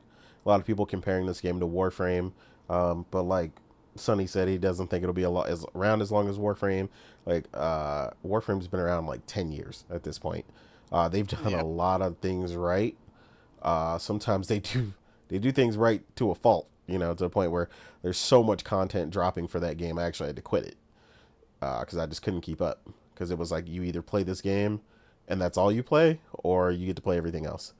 Um, so yeah, I mean, yeah, that's a big issue. Yeah, I was playing it before it was even on consoles. Warframe. I played the original closed beta on PC. It was a PC only game for a couple years. But again, they did a phenomenal job. But like you said, there's so that it's fine to invest in a game like that, right? It's been there, right? They've proven they're only going to do cosmetic only. They've proven all these things that they say. While we were just laughing when we decided to jump into that resurgence of Call of Duty for a moment there, where we played it for like 2 or 3 weeks, Morgan, and we were laughing because we were like, what is the one thing we noticed immediately? The packs were not cosmetic only. It was unlocking guns for you that you maybe didn't have, that you maybe had to work towards. But if you bought And this my pack, dumbass bought them shit too. yeah, Ugh. yeah, exactly. It's like, oh, I need this. Oh, look at that flashy gun. God, this is why I can't be in call. I have like my impulse control is just not there. And if I see some cute little pack, I'm gonna be like, oh man, it's only $20. I can do that. Mm-hmm. This one's I'm gonna got invest anime right pictures into it. on it. It's got anime Oh, pictures and tracer like don't let it rounds have and a skin of something I like like the boy skins or like the Nicki Minaj skin. I'm just like, oh, trust me, I'm ooh. glad we were long gone by the time the Gundam pack came out, because I was definitely contemplating my whole life choices when that pack It's gonna came be out. very interesting to see which packs they have for this new Call of Duty because it's gonna be something crazy. It's probably gonna be something I like. I'm like, damn it. Right? Yeah, my nephew Oh, my that's some nephew ended stupid up ass getting skin. the Gundam pack, so trust me, they might not have got me, but they got somebody I know. So hey, look, got it for $100 pack. Yeah, see, Sonny is a big Halo fan, so I get it. Like they said, they know when you're a fan, they got you honestly. Um, but yeah, I mean, like you said, sucks to suck. I hate it for anybody who invested heavily in exoprimal. Uh, Pay attention next time. Like Morgan said, give it a year, at least 6 months, see where the game is going, check the direction before you start investing money in some of these games, because yeah, some of them are definitely not going to last as long as a lot of these other games have been around. Oh yeah, yeah, we know Sanctus Temple that you have all the packs, ma'am. our resident Call of Duty addict, is in the chat. Saint I mean, at least she has it honest though, because she's actually good at the game. There's people who invest a lot of money who are complete ass cheeks at Call of Duty. I'm like, damn, not you spending money and sucking at the game. Like, Absolutely. Nah, I mean, yeah, she, like you said, she got to honestly, she actually spends a ton of time playing Call of Duty. So if it was worth it for anybody, it's worth it for somebody who's putting a ton of time in the game at the very least. But yeah, I mean, like I said, I think we got that one down. So I'm gonna give you guys a question, and then I'm just gonna specify the order because I have to pick Priscilla up from the gym. I can't leave her there like a lost child. Uh, but everybody this week has already discussed this. I don't want to specifically discuss this, but I'm gonna use it to frame a different question. Everybody's talking about the whole, pause button thing, situational disability from Alana Pierce, this, that, and the third. But what it brought up to me is something that I've been contemplating for a while, which is how, in my particular case, Japanese devs I felt are way behind on accessibility features and standardized features. So standardized quality of life features. That's been like a really big thing. Like the way a lot of developers are studying respecting your time more. Balancing their game better so you don't need to grind, in order to pass certain checkpoints and this and that. My real question for you guys ultimately in that case is what are some design tropes that game developers do that you wish they would stop doing? So I'll go first because, like I said, I got to run around the corner. It's only like a block away. In my case, stop putting the best weapon in the game 90% of the way in. oh my god. You know what that made me think of when you said that? What's that?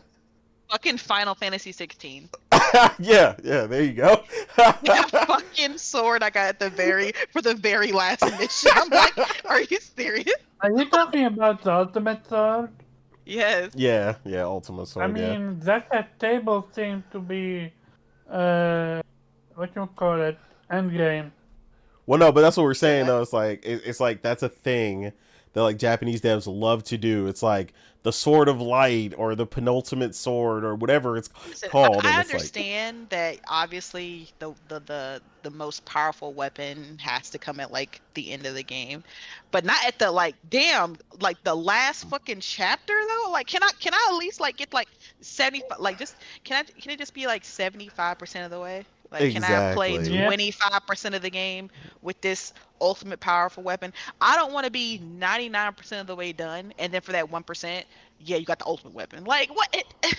That shit pisses me off. I'm like, I mean, it's great. I'm glad I have it, but like, damn, I needed it like 3 chapters ago, bro. Like, exactly.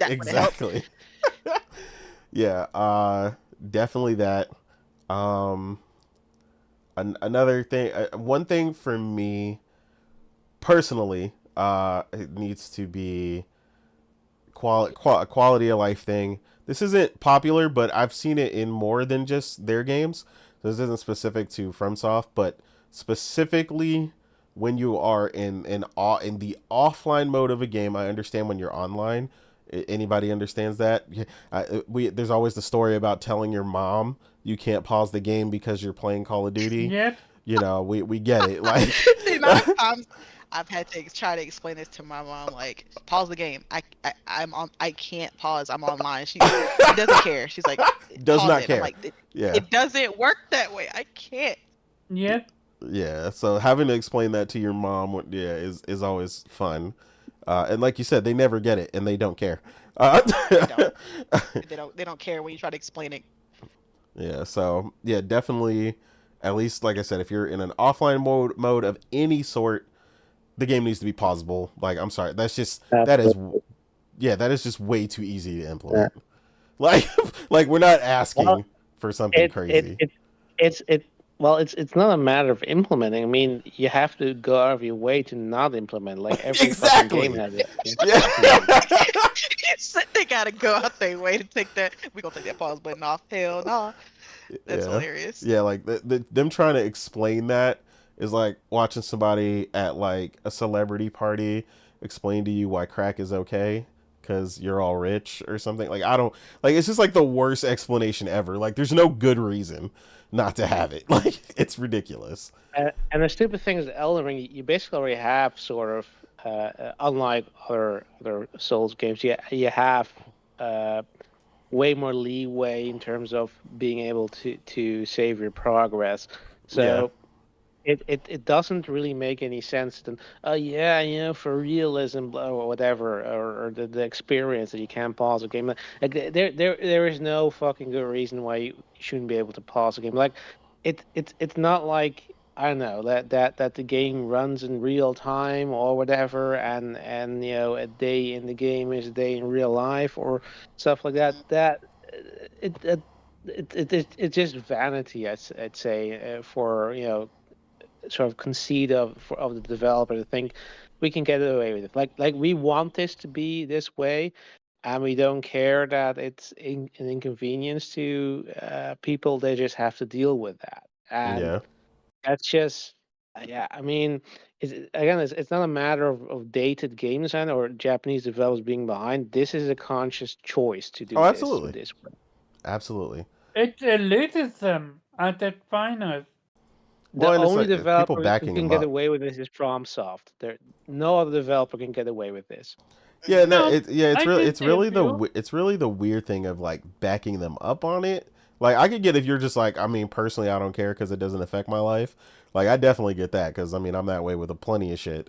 But but yeah, definitely the whole backing it up like as if they implemented a pause button like it would just change people's lives and like they personally would just like the game is no I longer think, the Listen, same. listen. yeah, FromSoft in my gamers experience. are like these elitist gamers, and they Yeah, they love Yep. the fact that there's any type of inconvenience to gamers that are implemented in these games. They love it, and they don't want it changed. They're like, no, no, you need to get good. Okay, if you're busy living life, then that's your fault.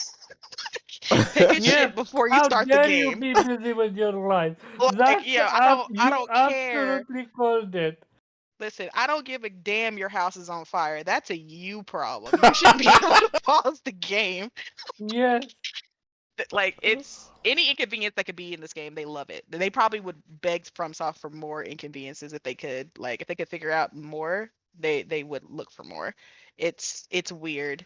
I think they just like being able to say that, well, I was able to do it with those inconveniences in Yep. the game, so you should be able to do the same thing. Yeah. Like, all right, bro, But you got it. they're not saying anything about the people that beating the game without summons while literally being level 1. Eh? Well, yeah. I mean, if you're not a I real Elden Ring fan, unless you play buck no naked level no one Yeah, no no well, no you no play with the no. starter the sword, Warhammer, bro. They You said to they said to a woman, like I can't make this one up.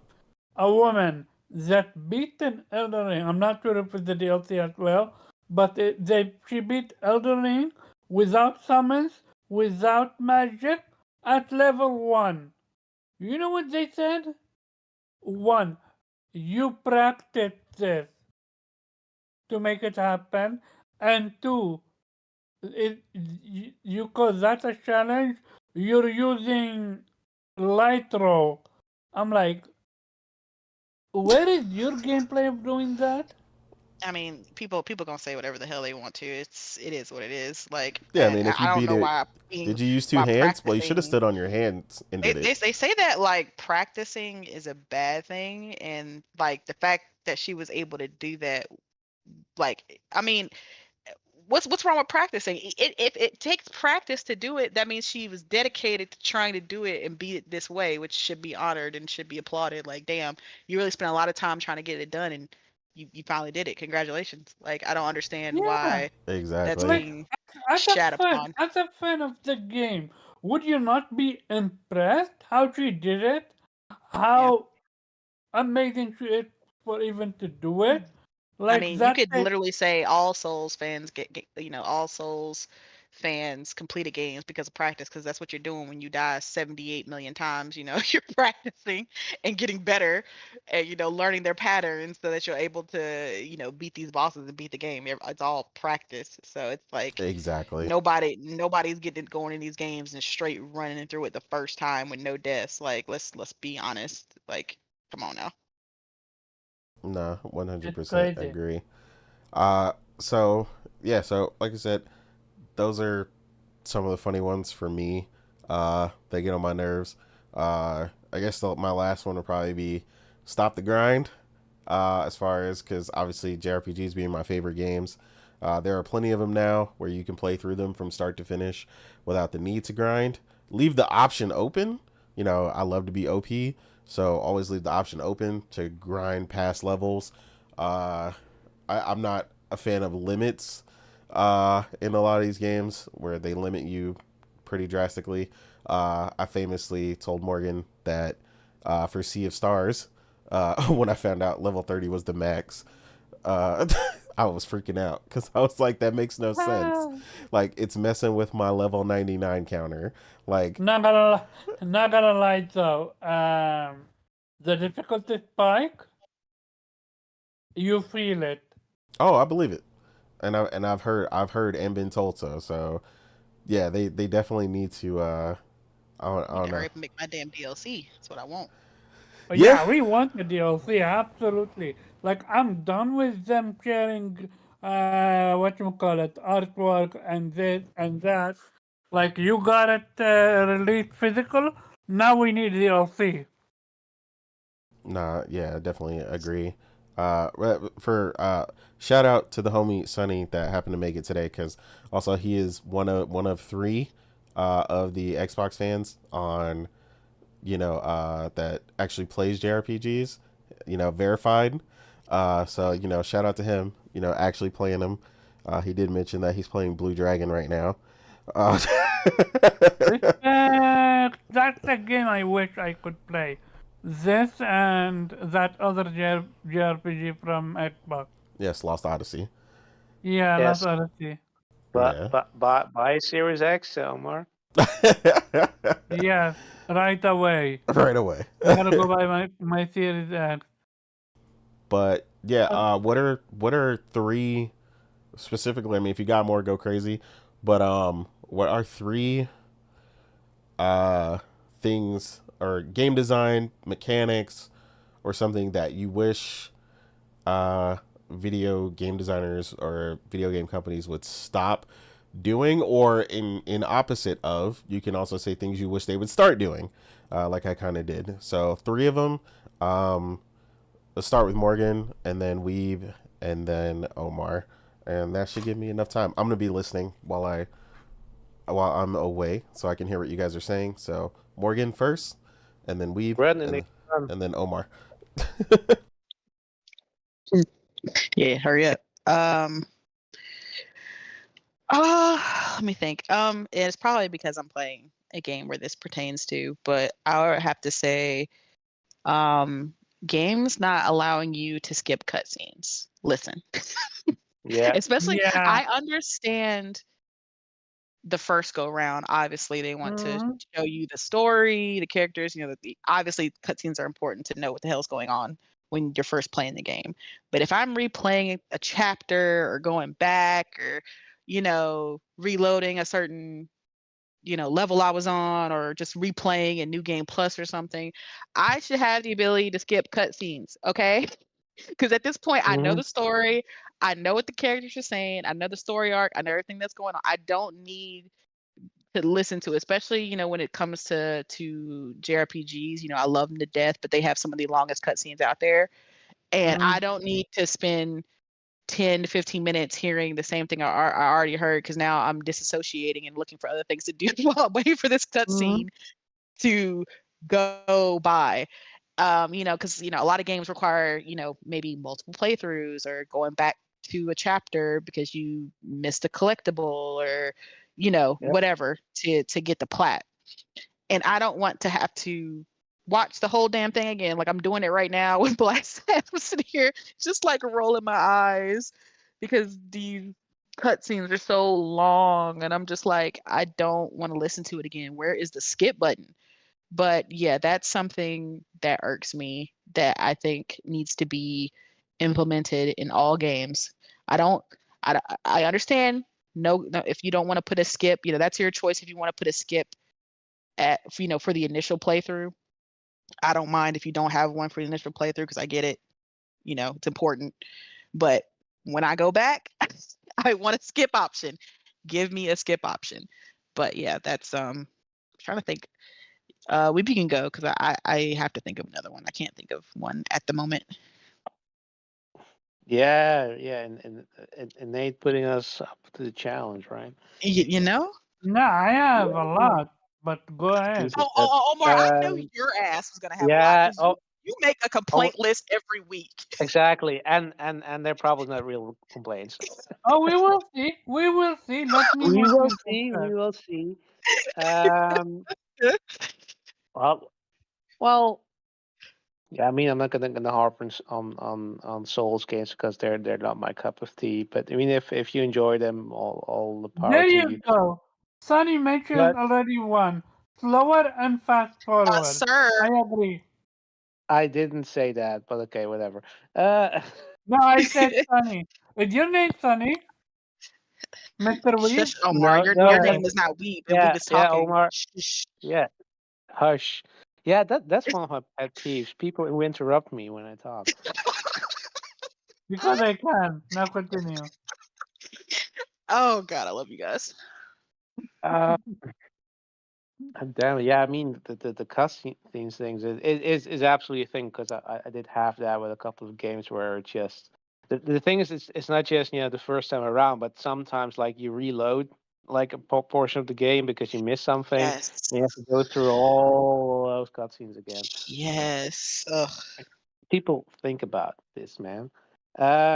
It, that's maybe a good one.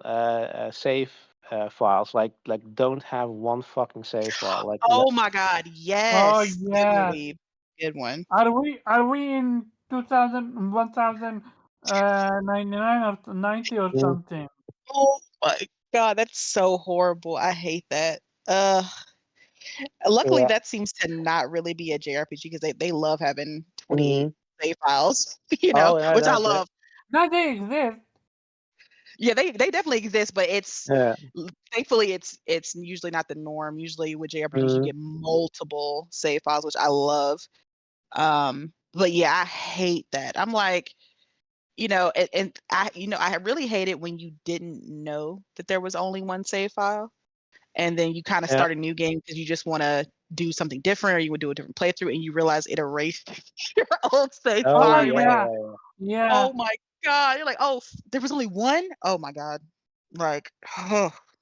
I don't understand what the purpose of that is. Like, why didn't, well, are you trying to like make it so people can't go back? Or I don't understand what the purpose of having only one save file is. Like, I'm trying to think like what would be a game design purpose for that? Like what would, Mm, or making just so torture sure if gamers? you died, if you got the wrong build, to restart the game. Yeah, I guess that would be I guess that would be a reason. But that shit pisses me off so much. Ugh, I hate And that. I mean, okay, that is specific for people like us who would like to get plats like missable trophies are fucking annoying. Like, Mm. I mean, sometimes it's unavoidable, but like I'd say like try to design your game around that you can just get everything. Like if you have a linear game, make it possible to load chapters or stuff like that. Like I don't Yes, want to that's how have to. exactly. I was about to say chapter select. I think chapter select is a very Yeah, important implementation in a Mm-hmm. game. Like we should like be able to go back. don't want to have to replay half the game just to get that one collectible and missed. I agree. Yeah. Yeah. Oh my God. For Guardians of the Galaxy, that reminds me, because Guardians Galaxy, it had chapter select, but unfortunately, the way the trophy worked, you had to replay the game in order to get it. Like Oh, I missed don't get me and started. the collectible that I missed was in the last chapter. Oh, Oh, And snap. I, Don't get I, me I, started on whatchamacallit, that fucking game that everyone love, which I love, but never come to plating. Amicia. It's the one with the rat. Um, like so? yeah, Plague Tale, the second one. I finished the game. I wanted to get the plot. I had to play 3 hours worth of second playthrough just to I get a certain plot, and I didn't even get. I mean, trophy, and I didn't even get it. Yeah, it was yeah, bugged. what's even worse is if it's bugged, because I had that with Mm-hmm. uh and what's the game again? Observer System Redux. Because I'm missing one trophy for the plat, because there's you have to get all collectibles within one playthrough. So you can't just do What? a new Which game plan, game? whatever. Observer, and you have to Oh, and the collectibles say they do save to they're to the main save game, right? So you can so once you've collected, like if you reload an earlier checkpoint, it's still it still will consider that collected. It doesn't appear again, but this game is apparently notorious for having these collectibles bugged. So it happened to me. There's one collectible that I picked up. It wasn't there anymore when I checked it, and it didn't register as being collected. So, and the thing is, like, I have no interest in trying to replay it, because I have to replay the entire game again, and then there's still no guarantee this bug won't happen again. So imagine doing this again and then Oh figuring out man. that, oh yeah, it's bugged again. Yeah.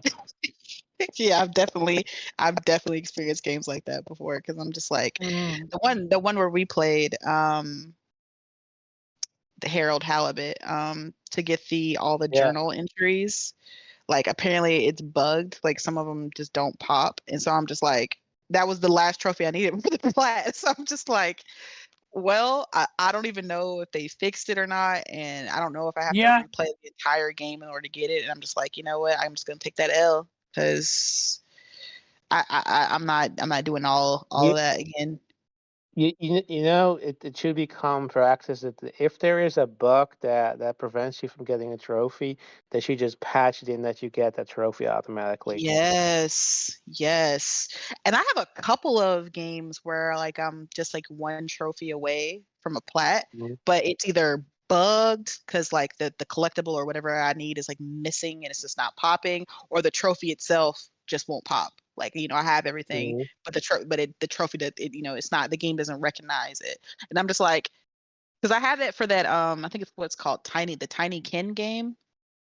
Um Yeah. the only trophy that I'm missing is the one where you have to collect all the little kin, whatever they're called, the little tiny beings. And I swear I have them all, but the trophy's just not popping. And every time Mhm. deleted the game, Yeah. I reloaded the game, Yeah. nothing. It just will not pop. So But just that like, that fuck that's it. that's that's a good one too, by the way. That they're when they're collectibles, that there are games that don't actually have any way of tracking them. Yeah. Oh, yes. A freaking collectible tracker. Yes, that needs to Mhm. be in the game. Because it's like you either have to do it manually yourself, like keep aware, like, okay, there's 15 of these. I think I have like 12 or whatever. Or you have to like go find a guide to show you where everything is. And I'm just like, because it won't tell you like you're 70% of the way, you're 30%, like how far am I? You don't know until the damn trophy pops sometimes in some of these games. Yeah. So yes. If you're asking me to collect like 200 of these stupid collectibles, that at least bother to put in a tracker somewhere. Yes, yes. I should be able to go in the menu or whatever in this game, and then it says, okay, you have, 15 out of 50 of the cards or the flowers or whatever from this game. So I know, Yeah, I like, think the card implementation should be in the game. yeah, the PlayStation cards thing. Hmm. Yeah, I agree. That does help a lot with some games, but yeah, I think it needs to be implemented in a lot of these games, like in their menu, because if you're a trophy hunter, like like a lot of us in here, it's a lot to keep track of all these damn collectibles because they Mhm. want you to find Yep. every damn thing in this game, and I'm like, all right, YouTube it um, is. YouTube, yeah, YouTube, YouTube. YouTube, freaking Not websites only that not only YouTube. It's like you don't even know. Is it bugged? Am I screwed? Do I need to replay the yeah. entire game all over again? What's happening? You got to find like a forum where everybody's like, yeah, where everybody's having a problem with that same chapter. They're like, yeah. So when you go up the stairs, the collectible's supposed to be on the left, but it's not popping. And you're just like, oh, okay, because I've been searching for 30 minutes, but Yeah. apparently it's bugged for everybody. Oh, okay, cool, I guess. Mm-hmm. And it's just so frustrating. Like, So I just wish for, developers would just do for better. for me, I have a few which are I think most of you are gonna agree with me. First, Okay. ladders climbing, I want that to be fast. And going down, I want that to be fast. Taking point. Stellar Raid does that fantastically. When you ladder climb, you can actually jump. And when you're going down, she goes down in an instant. Yeah, I can I agree with that. like Yeah. that.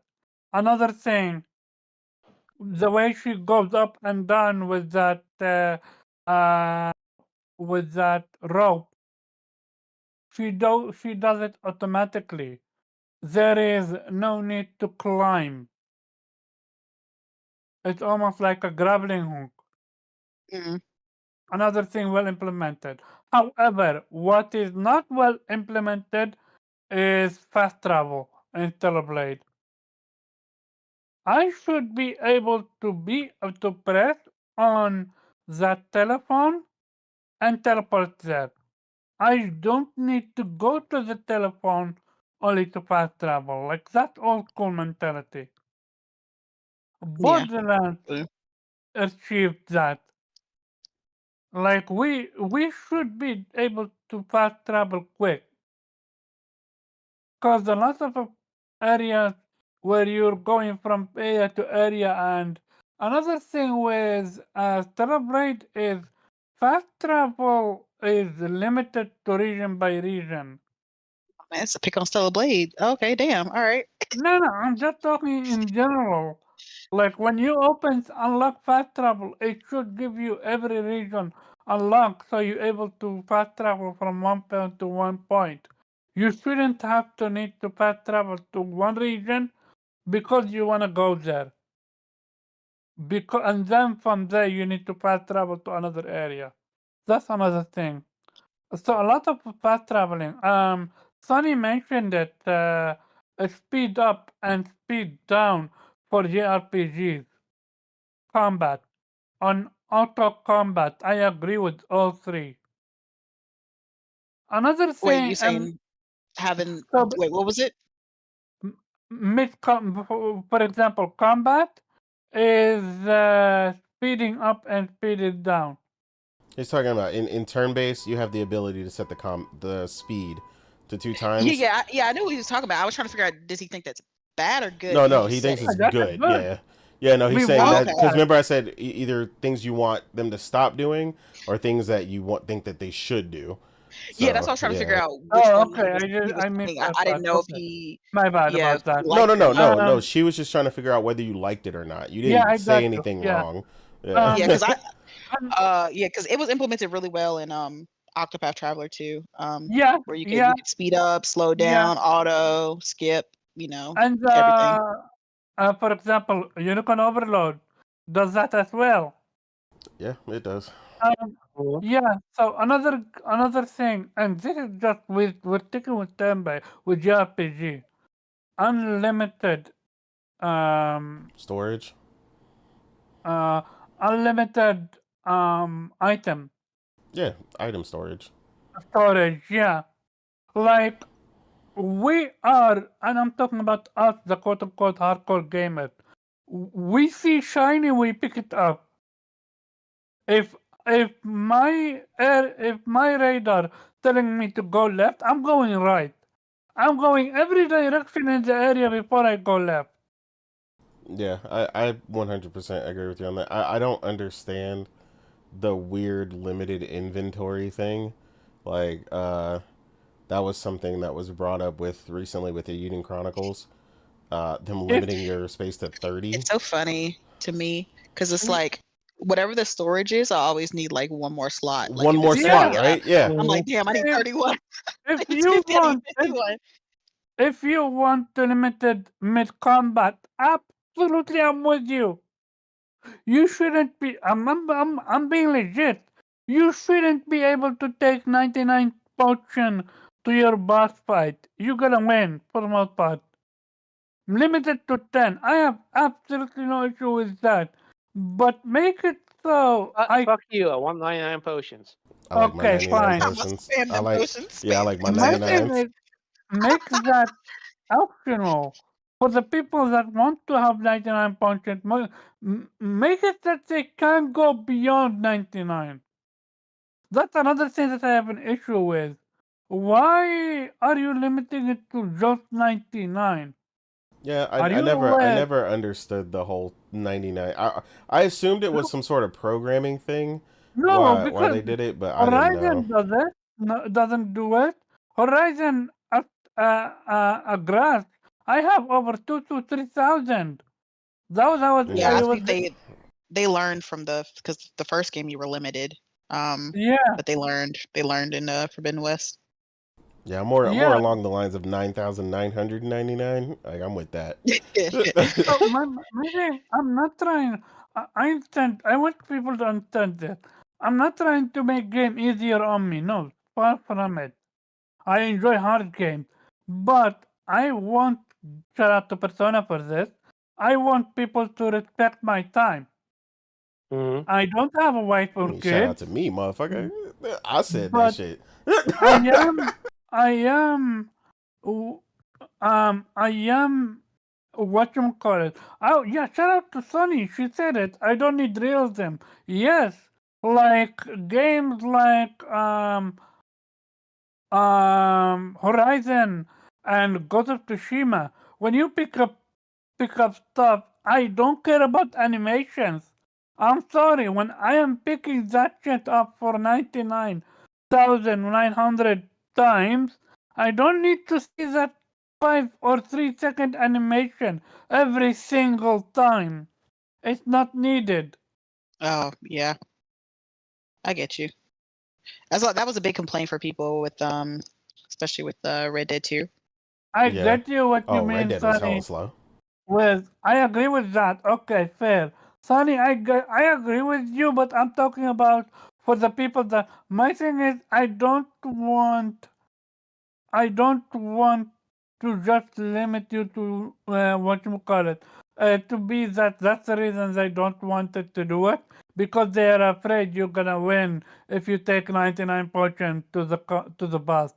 I mean, Wish it how for many me. times have any of us how many times have any of us died even still have potions? So I mean, Yeah, they know that's not true cuz half the time yeah. you can't even hit the Um, potion fast I'm enough. about to say, listen, let's I can't even afford to use that turn for a potion because it's like like I have to. It's either should I use this for a potion because is it worth it? Because if he hits me and I use this potion, I get half my health back, but then he hits me and kills me anyway. What's the Mhm. mhm. point?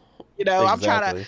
So even Yeah. if you So, carrying 9,999, Like, especially for a turn-based game, you're gonna be sitting there trying to figure out what's the best thing to do for your turn, and most of the time it isn't even using a potion. So mhm. I don't think that would be something that they would have to So, worry about. shout out to exactly. Like nobody who plays JRPGs actually uses potions for fighting the final Yeah, Hell I yeah. was boss. gonna say half the Like, time Nobody I keep unless 99s. this unless like is a you're person who's a literally running. healer. Unless you're running on MP, you don't have MP, you don't have an M, you're forced for potions. Otherwise, you Like, don't.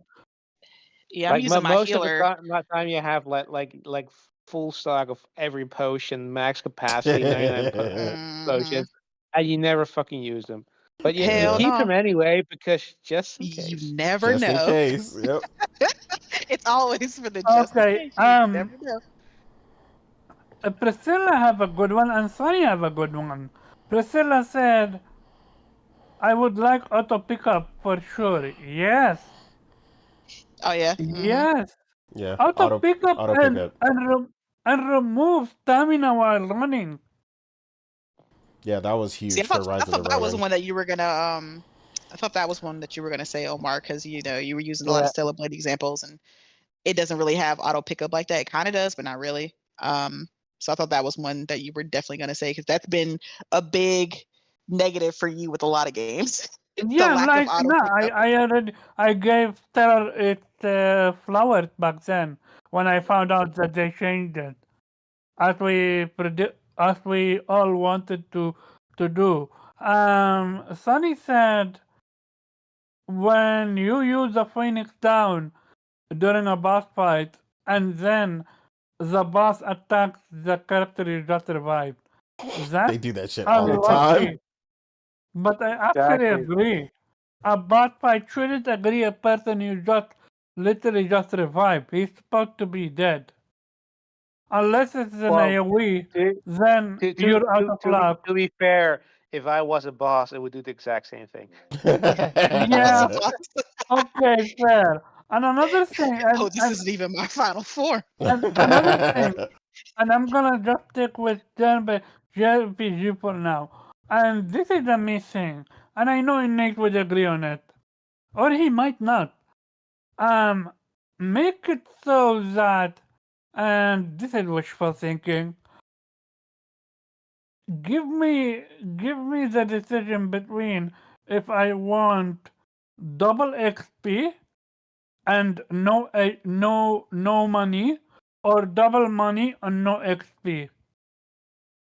Yeah. I don't want to overlevel at bosses.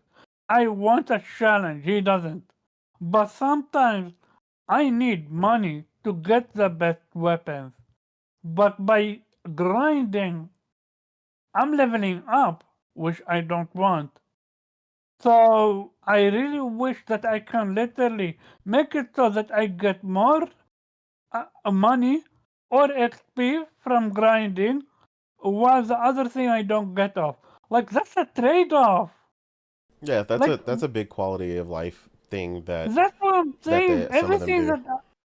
Everything that I'm asking for, it's not making your game easier. It's making your time not wasted. Well, I mean, a Like lot of times if you have hit 99, then you obviously don't need EXP anymore. So yeah, you rather benefit some other way. yeah. Or what you call it? You wanna level up your weapons? Make it so that you can level them up faster by removing XP from your party or something like that. Like tweak it. I don't know why companies, publishers, or rather developers are so afraid of experimenting. Well, I think the issue, at least because like you said, we're sticking to like Japanese stuff right now. In particular, I think what tends to happen is weirdly enough, they only seem to consider this stuff in the remake or the the Yeah, Persona 5 Royale edition of these games where they give you the speed up, they give you the other stuff. Thankfully, like Morgan pointed out earlier, Octopath Traveler 2 did that day one with a ton of stuff, and they have a lot of options, kind of like to what you're talking about. But yeah, they need to what they need to stop doing it later and do it in the original version of the game. Like, stop making us wait for quality of life changes, like we're mentioning, to do that. And also, like, to what you guys, I'm not sure if you guys mentioned that. I was listening while I was in the car, but which one? the save anywhere.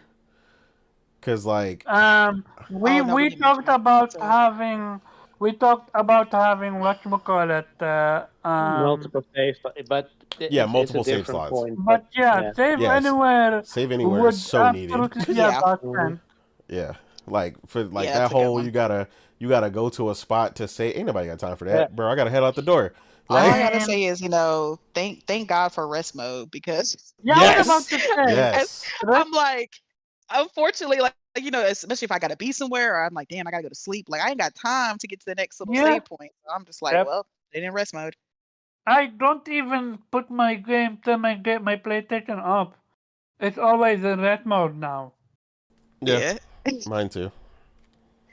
And I don't know if this is well, here's one, but it's kind of very particular. But Hmm. and I'm thinking of like Sea of Stars in particular. I'm sure other games have this issue too. Go ahead. Where when you leveled up, you only got to choose like one thing for each character to level up.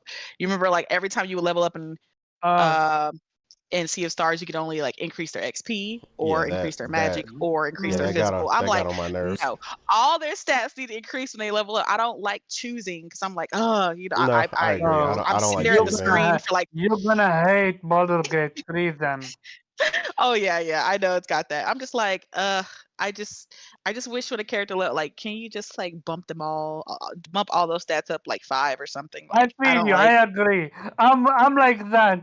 I have trauma from past gameplay where I literally got screwed over because I focused solely on what I like Hmm. versus what I actually needed, and I hard locked myself to the point where I actually had to reset. Yeah, there's nothing Yep. worse than your build locking you into something and then you realizing you should have built it differently later, and Yeah, like for there's no way to example, change it. I put so much money point in intelligence that I neglected HP, and I can't respec. Another thing, Yeah, I respecing was gonna say like Respect. respect. I tell, was just Yeah. about to say respecting. That's something that a Yep. lot of developers are starting to implement now. yeah, Uh, like Stellar Blade. You do you really guys believe me, Stellar Blade? I got respect after getting the burst. oh, I believe Yeah, you because you're very no, indecisive about your builds. that's literally my very first respect. It was only after the getting that birth. I don't have any what you call it for the birth. I wouldn't been able to not invest a single point in it. But luckily, respecting cost money, but still, I was able to respect and get the best build for me for my playstyle. Yeah, it's Again, I don't respecing understand should definitely be why a they think. standard. Hmm. Yeah, like at the end of the day, I question who are developers listening to. What I mean by that is, where are us? How can people like me play your game for 5 minutes and quickly tell you, okay, this needs to be fixed, this needs to be fixed, this needs to be fixed? And I'm not being nitpicky. I'm being genuine issue. Weep. No, I know what you mean. Like who Um, who in the right mind thought when Euden Chronicles limited? That's what preventing me from playing that game. Like I'm dreading that moment Oh where I wow, need to. Jesus Christ! Now there is I think developers do listen because they have the QA testers and stuff, and I'm sure they take notes or listen to the feedback. But at the end of the day, they have a deadline from the people upstairs. So I think that's why a lot of the quality of life stuff gets changed. As the game's out and as months go by, they start adding more stuff because a lot of the things people want might push them past their deadline. And so, they're just like, well, we just want the game to be good in a solid state, get it out there, and then we'll kind of, you know, add those quality of life implementations later down the road. I'm not saying that's a good thing, but I think that's kind of the mentality they have when it comes to a lot of these games, especially when it's from smaller developers, who don't have like all that time or money to push back their release date to add these type of improvements. I think they just kind of like, we'll just do it as we go along type of thing. Gotcha. But yeah, all those are good ones. I'm trying to think. I I probably would have had more, but you put me on the spot. There's so many things that games do nowadays that I'll scratch my head and be like, Here's why? another one I Why? can think of. Yeah, go ahead. No, go ahead. I wasn't saying anything. Go ahead. Okay, so and this is strictly gameplay. Borderlands does it well. When my fucking vehicle is stuck, I should be able to unstuck it. Sometimes it helps with Borderlands, you can hit it, but other you absolutely need to reload your save file. Yeah, I'm like, yeah. why That was the thing can't that happened in this game for me. The Black Sad game, his vehicle kind of got stuck, and I couldn't do anything about it, so I kind of had to restart the game in order to get it unstuck. like it's not But my yeah, fault it got stuck. I'm sorry. And another issue I have with the game with games is what is a clear out of bound? For example, I'm gonna go to Celebrate because that's a game that I've been playing right now. I see an area far out close to me. It's literally next to me so I can jump to it. Out of bound. Why does that area exist if it's out of bound? you want there to just be a black screen there? Yeah. Oh my God, Wait, Omar. No, wait a I minute. absolutely Omar. would have preferred. Omar. No, it Absolutely the would fuck cost not. me death. It wouldn't have cost me death. Omar. What? Wait, you want What? you want to? You want us no, to no, turn no. around and there just be a black screen there. That's what you're saying. Morgan, I don't like literally areas in the game where you could clearly Omar, double if they jump gave that to and you, you would be and reach bitching about it. that shit. No, because I would not. I don't need to go there.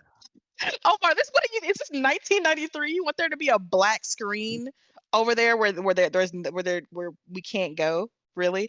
Would that not break your immersion? Wait, is he complaining about? I missed No, that I part. Is he don't complaining care. about there being an out of bounds, or that there's a Yeah, he's barrier saying, there? why is there like decoration and hills and No, mountains but over there if I can't go over there? That's the thing. Yeah. The decoration looks so look-alike like an area I can It's supposed investigate. to. I just realized something. Omar is the Jerry Seinfeld of gaming. Every time he says like, "What's the What? deal?" Yo, what's the deal? Yo, Omar, this man is legitly asking for a black screen to be in the game where you can't go. Like, so you want there to be mountains that you can climb, and all of a sudden, boom, black. Like, Omar, that Yeah, sounds I was gonna horrible. say they do that because it's designed to be a vista, so that it doesn't look weird and it blends with the world. That would look so Yeah, that would look really flippin' weird. ugly, Omar. Yeah, that would look really weird. Just put the fucking sign that said this is not an area to access. You want Now, them to put a sign up? I'm joking. I mean, sometimes there are some games that have that. Here is a genuine thing. Make that area further away, so you know there's a gap and you can't jump through it. Okay, so you're complaining Make it looks further away. accessible, but it's not. Yeah, So- like it's literally close So to Omar, like, what you're saying is that every game should have an Omar mode. Okay. So maybe they should just have like a What? giant crevice. So Omar, Yeah, he won't wants go like a over there. fall off point. Like, hey, here's the Grand Canyon. You clearly can't jump that. So Yeah, so there. he wants it just clearly like a marked. giant. Yeah, like a giant crevice in the middle. They tried to do it by removing my jump, my second jump, when I tried to jump there. Your But problem, Omar, is you too damn curious. You want to go every damn where. Yeah. no, That's yes, it. He yes, don't complain there are- about that in there are Cyberpunk Watch. 50 There are 50 cans. There are Oh, you know he chests- definitely complained about that. There are chests hidden in areas I didn't imagine that they are. If I didn't pay attention, I would have missed them. I'm Mm. literally looking for every nookie and cranny for chest and can't. What? You didn't do that? I mean, I use the guide personally because I ain't got time for that. Yeah, no. And my thing is the first playthrough, no guide. After I'm done with the first playthrough, before the final boss, guide. Yeah, I Yeah, gotta you talking get about looking collectibles. for collectibles? Yeah. I Uh, mean, I was kind of generally going as I went, but then as I got towards the end, that's when I started using the guide. But I feel you. You know, you're exploring and everything, but I definitely don't agree with like a giant black screen because people gonna be like, "Oh, what the fuck is that?" no, giant black screen was banter mode. Real Mm. talk is make Oh, it a okay. little bit further, What you mean like is you just block. want it clearly marked. So that Yeah, yeah, I something like mean block. yeah, This area is but blocked. they're not. Honestly, you should give them kudos to that because it looks so realistic. You thought you could No, if it's you could go blocked, over there. if it's blocked, I know I can't get to it because my weapon can't destroy Yeah, this. That's why. Well, I'm gonna tell you right yeah. now in Cyberpunk, the moment you step out of bounds, they will blow you up. So you'll know when you're Good, out of bounds. good. Um, yeah, yeah. One implementation I think that all games need is since you were Hmm. talking about Borderlands was the way co-op works in Borderlands need to be implemented in all Yes, co-op games. yes, Yes, standard, Okay, yes. standard. like like The way I you, you which the way one you you're level talking up with about? your all of it, the way you level up with your or the enemies level with you, it doesn't Yeah. matter who you're playing with, you don't have to replay certain things or Yep, because you everybody gets played the it in trophy. co-op. Like, Yep, yeah, yeah, exactly. it's just because like there's many a games that me and Nate have played co-op where if he's playing on my game, then he doesn't get trophies, right? Or if I'm playing on his game, I don't get trophies. It's like whoever's Mm-hmm. hosting is the only one that gets the trophies. Or Or your story progress doesn't go up. exactly, or the story progress does not go up if you're not hosting the game. Like Mm-hmm. again, why are you if you're making a co-op game, why are you punishing the other co-op player? Like it doesn't make sense to me. We should be getting the same progress, the same trophies. We're both playing the same game, right? Going through the same level, defeating the same enemies. It should just be standard across for both of us. Like it shouldn't be, oh, well, dang, who wants to get the trophies this time? That's going to be the one who's hosting. Like, Exactly. Yeah, like that. progress, the way the story goes, the way the enemies level up with you and the design of it, just the entirety of the way that the co-op works in Borderlands needs to be standard because because it just seems like when I play other co-op games that don't have these systems implemented, it just seems like it was a half-ass attempt to make a co-op. Because I'm like, Agreed. why is it seem like it makes it less fun to me when I know that me or the person I'm playing with isn't getting the same experience. Like, okay, like you're not really leveling up. You kind of have to replay this again when you're by yourself because it doesn't count it. Like it's Yep. just that those little things annoy me, and I'm like, it makes me not want to play the game co-op because I'm just like, you're just gonna have to replay it again anyway if you want to get progress or trophies. So it's stupid and it needs to be like I get it's probably time consuming and it's a lot to get these functions to work for both you and the person But if that's they've been hosting. doing it since PS3, like there's no excuse these Yeah, days. Yeah. I'm just like it pisses me off when games don't have that and when because I usually look it up now that I've realized that this is a thing. I usually look up when I see a co-op game I'm like, okay, what's the punishment for this? Like is everybody gonna get a trophy? Is everybody gonna progress? Or is it just my story with somebody tagging along with me? Like, Yep. like Too many how is games how is this promote game? co-op like it's the main That's like what a I'm main saying. feature, They and will then sit it's there things and tagged on. wave the co-op flag like, yeah, come over here, guys. We have co-op, man. Yeah, yeah. We're so proud that we implemented this into our game, blah, blah, blah. But then you see it's a half-ass implementation of co-op, and you're just like, oh, okay. No, Priscilla, I hope. they level, but like the problem is when like she's saying like a lot of times. So like when it's the story progression that backtracks.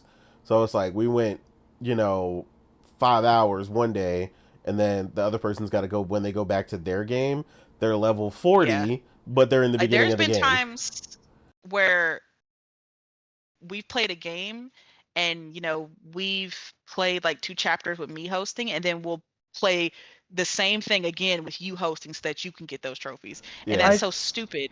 We should be able to do that in one run. We shouldn't have to take turns hosting in order to progress. That's I think stupid. Rise of Ronin, right? Rise of Ronin was one thing like that. No, Bro, Rise of the Ronin has Ronin's really bad co-op. Yeah.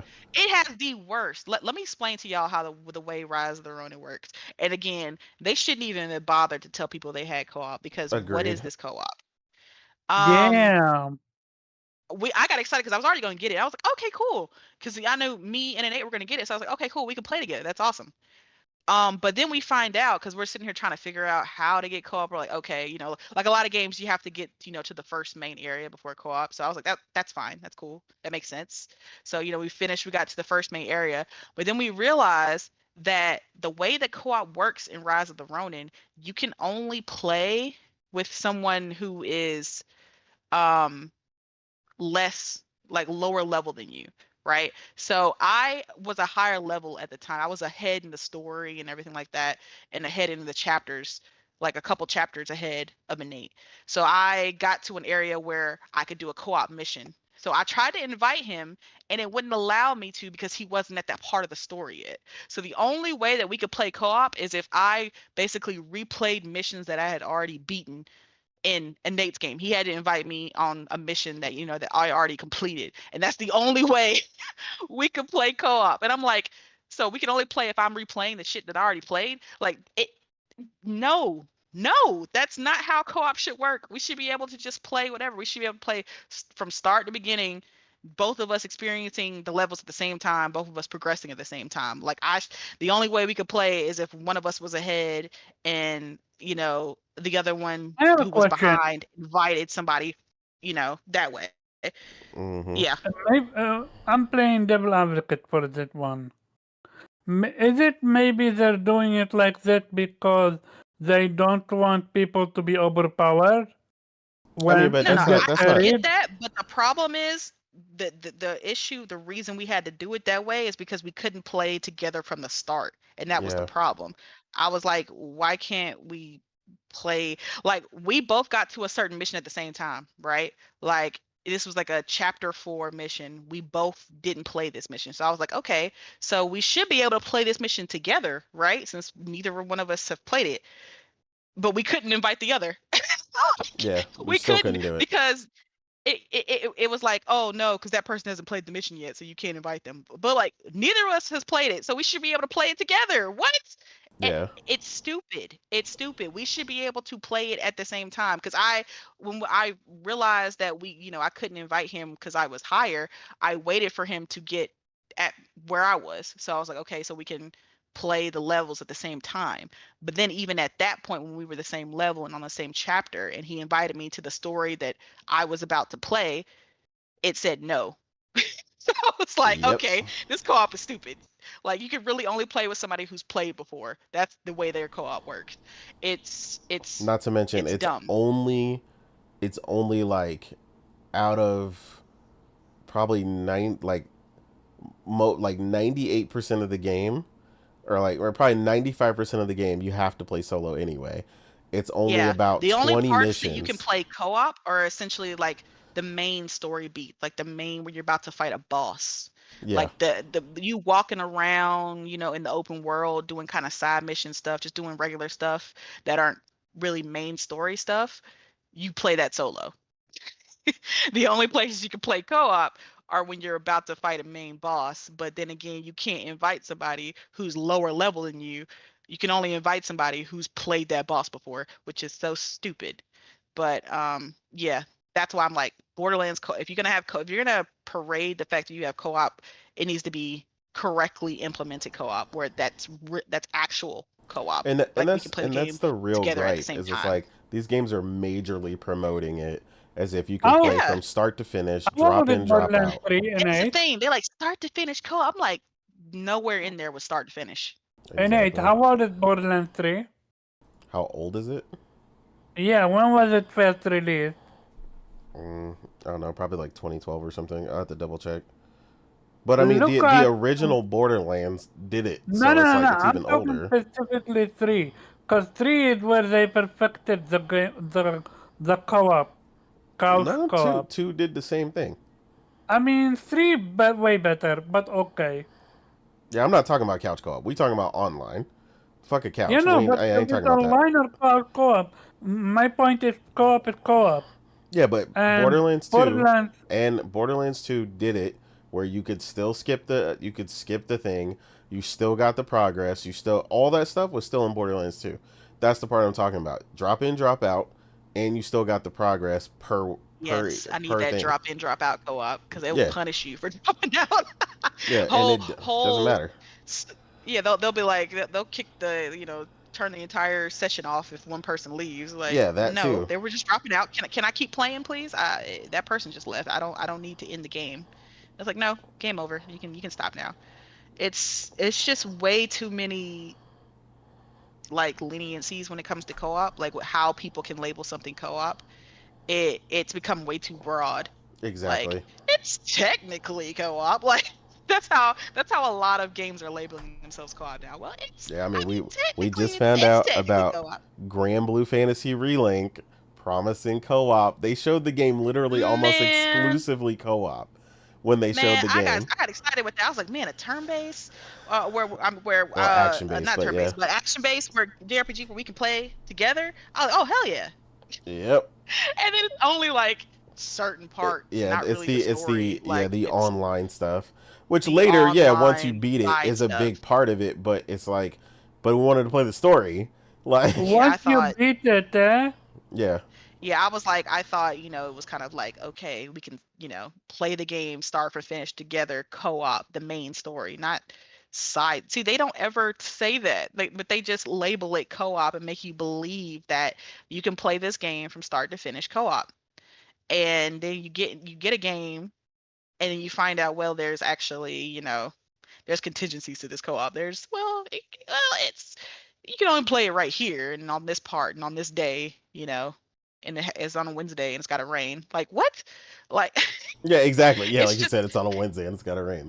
That's precise. like, it's just too much. I'm like, just make it work. Y'all Which, are doing way too much. For the FromSoft games, I get it because they've been like that from the very beginning. You know what to expect, right? You got to put the summoning stone on the ground, do a ritual, and dance around your head twice. Whatever.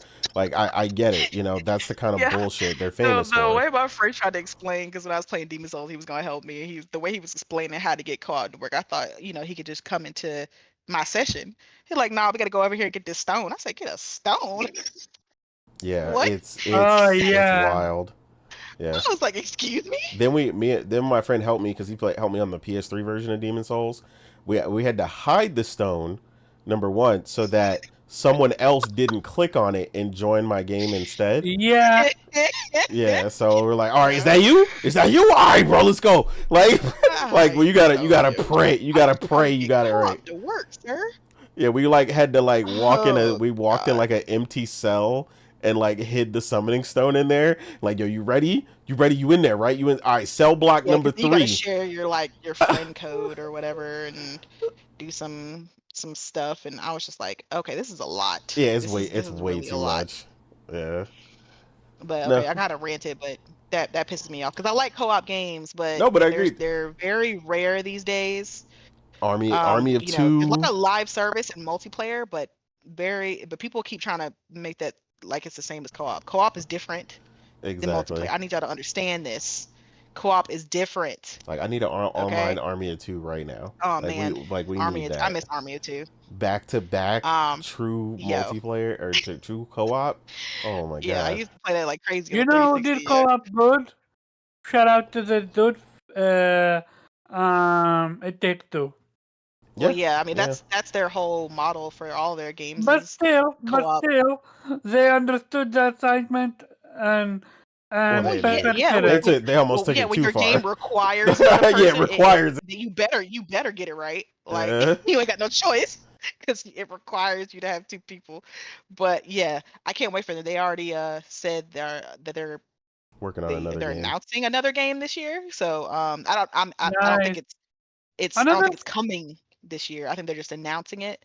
Oh, But I am completely on board with whatever the fuck they decide doing that because yeah, you know. I love them and I love their co-op games. Like I said, I'm a big co-op person, so when people do co-op right, I'm gonna support you. All Yep. right, y'all need to learn how I'm to do not co-op that correctly. I'm not that big, but some games can be fun to be played co-op. Like for example, Brother Tales of Two Sons. Yep. Great game to play co-op. Yeah, a lot of them need to accept. Like I get, I mean, putting couch co-op in some games, but if you're promoting co-op these days, it needs to be online or And at then that the hurts me more when they say they have co-op, but then they're only talking about couch, and I'm just like, oh, yeah. I don't mind you no having online it, co-op. but yeah, I need online. Like, come on, bro. It's 2024. Like, what are we doing? This Like, makes me think. I'm really hoping because I know Horizon has already announced that they are having online and couch co-op, which is great. But I just hope the co-op itself is done well. It agreed. looks like, you know, with the way they're talking about it, like it's gonna be it's a big part of the game, and they're really hyping the co-op part of the game up. So I'm hoping it's implemented well, and you know, everybody gets the trophies, and everybody carries progress, and you know, all that kind of thing, which is very interesting because most Lego games don't have online co-op. Most of them only have couch. So I think PlayStation, it being their IP, they kind of made sure that it had online co-op, which was a good thing because when I bought Lego Star Wars, they didn't have online co-op, and I was very upset. But I do remember that. yeah. But yeah, I mean, you guys came up with a lot of really good ones. I told you it was a good one. That was the whole point. It's a thought-provoking type of question. Well, you guys pointed out a lot of the good, a lot of the bad. I think we can all agree if someone would implement all these things and keep these in mind on a design board while you're designing a game, we'd be much happier as gamers. These games would be Mhm. You respecting our already know time. we play our games. We know what we're talking about. Yeah, This is why it's so frustrating. Where is the actual gamers in us, in these developers? I think sometimes, like I That's said, what I'm my biggest focusing mistake, on. the biggest mistake that I think a lot of times happens, and they've talked about this. I've listened to developer diaries and stuff where sometimes they get caught up trying to get a few things going for a game, and they get stuck on it, and um, Wait, they get tunnel can you vision. repeat? Can you repeat what you were saying? Because you were a little bit, what you call it, butting. Did y'all? No, Did he y'all? wasn't. No. Okay, so it must be Omar. Okay. But no, I said sometimes they can get tunnel vision and get stuck trying to get one or two things implemented, and they end up short on a couple other areas, or things that they wanted to implement that they realized was a good thing that they don't end up putting until later, or they just scrap altogether. So I think yeah, just kind of keeping the design philosophy in mind while they're making some of these games would help them tremendously. Um, Yeah. but I yeah, I mean, mean, like I said, it's like I'm that. not a It's game pretty. developer, It's but I know that. sometimes even when I'm working on something, I can get caught up in my own head Mhm. and miss out on a lot of things that, seem common sense, especially if I have somebody look over, they're like, okay, you don't have that. And I'm like, oh crap. you know, like sometimes you just Exactly. get too caught up in, the It's creation itself. yeah. Go ahead, we. It's pretty. It's pretty easy to because I work in software development and I see that happen when developers sort of they have in their mind how they want to you know develop a solution to a problem, but then it's not always to say the most user friendly solution. So there's Mhm. always this is part of it where you have to do user testing. You have to check with your actual customers to see, okay, what is it exactly, who's the audience, right? Who's going to use this, and what's the user experience going to be like? That's almost just as important as the actual solution, because if it's not user friendly, if people don't understand, if your audience isn't going to use it, then it doesn't matter how amazing it is and how well will solve all their problems. If they're not going to use it because it's not catered to the way they actually would use it, it's basically a pointless endeavor, and that's similar to game development in the sense that you have to realize how people use it. And I think I've also seen some game developer documentaries where it shows what playtest how why playtesting is so important, because they anticipated, they develop or they design a level in a certain way, and then they realize that when people are actually playing that level, they're doing things they don't want them to do, right? They don't Mhm. see that they have to go from A to B, because that's no, I think Omar can relate. Like, we explore, we don't go to A to B. We will go, Right. okay, that's my destination. I'm gonna try to break this Facts. level. We're always because we're always gonna check, what's there, and can I maybe Hmm. get over there in a different way. And that's something that you have that you can't really, or you could anticipate, but something that you will realize when people are actually playing the game. And that's why it's always important to actually have testers test your game, and to make sure that that you get that actual experience, that way people are using your game, and then you can figure out, okay, yeah, maybe I should not do it this way, or add a certain uh, improvements that make it easier for games, because that's kind of the thing as well. Like, you have to also realize that if you're making your game in a way that's not that people get frustrated and maybe quit your game. Yeah, that especially now when this market is so overcrowded and so easy to be overlooked. Like, if you don't hit it, day one, if you don't hit the ground running, you're not gonna make it. If you're a new IP, or independent developer, like, you have to hit it out of the park, right? You have to do Hmm. it right the first time. You're not Agreed. gonna get any second chances. Yeah. Especially now more than ever with games costing so much. Like, Yeah, you mess up, it's we've seen it left and right, right? yeah, Studios closing down, games getting shut down after Callisto their yeah. first Protocol. game. You know, like it's just they're gone. Like, they only did one game, it didn't do well, and now they're gone. Like, I know it's got to be scary out here for like you said, we new and independent Mhm. developers. You don't have that safety net of like a maybe a publisher. Not that that's necessarily a safety net these days, because they'll ask you Yep. too. But you know, but especially if you're independent and maybe you're using your own money and for your own studio, like, it's risky if you don't have that, Mm. like you said, that home run of an IP that just really speaks to people and really is maybe something different or just something intriguing that people really relate to, or excites them, kind of like use an example like how Black Myth Wukong, they're independent, but people have just been so intrigued by the trailers of this game that hopefully Mm. it'll do well. Yeah. But it's gotten a Oh, lot of hype around it. Black Milk is gonna do well. I Yeah. can't imagine it not doing well. Unless, like, it's just Mm, fundamentally broken or something, but it looks like it succeed well. But you have to have something like that, the like, hype not for it. necessarily in Yeah. the yeah, I'm about to say, not necessarily like the graphics or anything like the UE5 or anything, but just Hmm. something that gets people excited, and they're Something like, new, man, I something want that. fresh. I feel Yeah. you. Like with what Sea of Stars had too, people were just like, man, this looks great.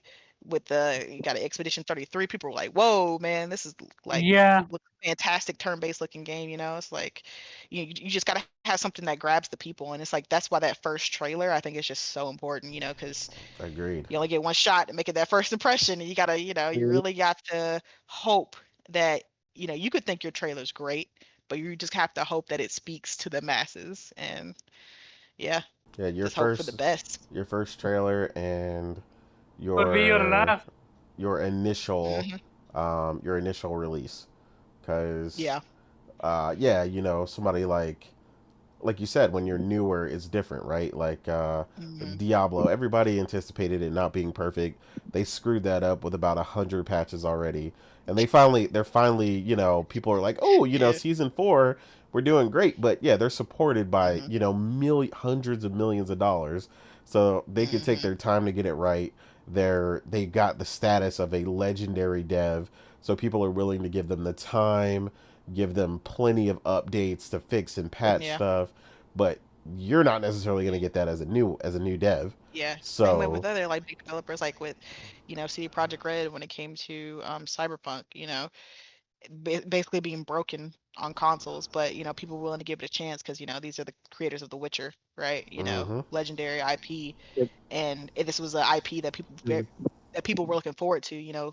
We all wanted a cyberpunk era AAA game, right? Um, so people were willing to give them time to fix it, and they did. Like they it's did. it's beautiful now, Yeah, I they think did. the important especially with thing that you said, the the DLC. base, making sure, because you've stated this Yeah, before, I'm about to say, yeah, the base it's the game, base of the game yeah, because is great. if it's buggy and the game just isn't good on a fundamental level, you failed. You're screwed. It's Yeah, Yeah, because over. you can fix see, bugs, but you can't yeah, fix a but bad but story.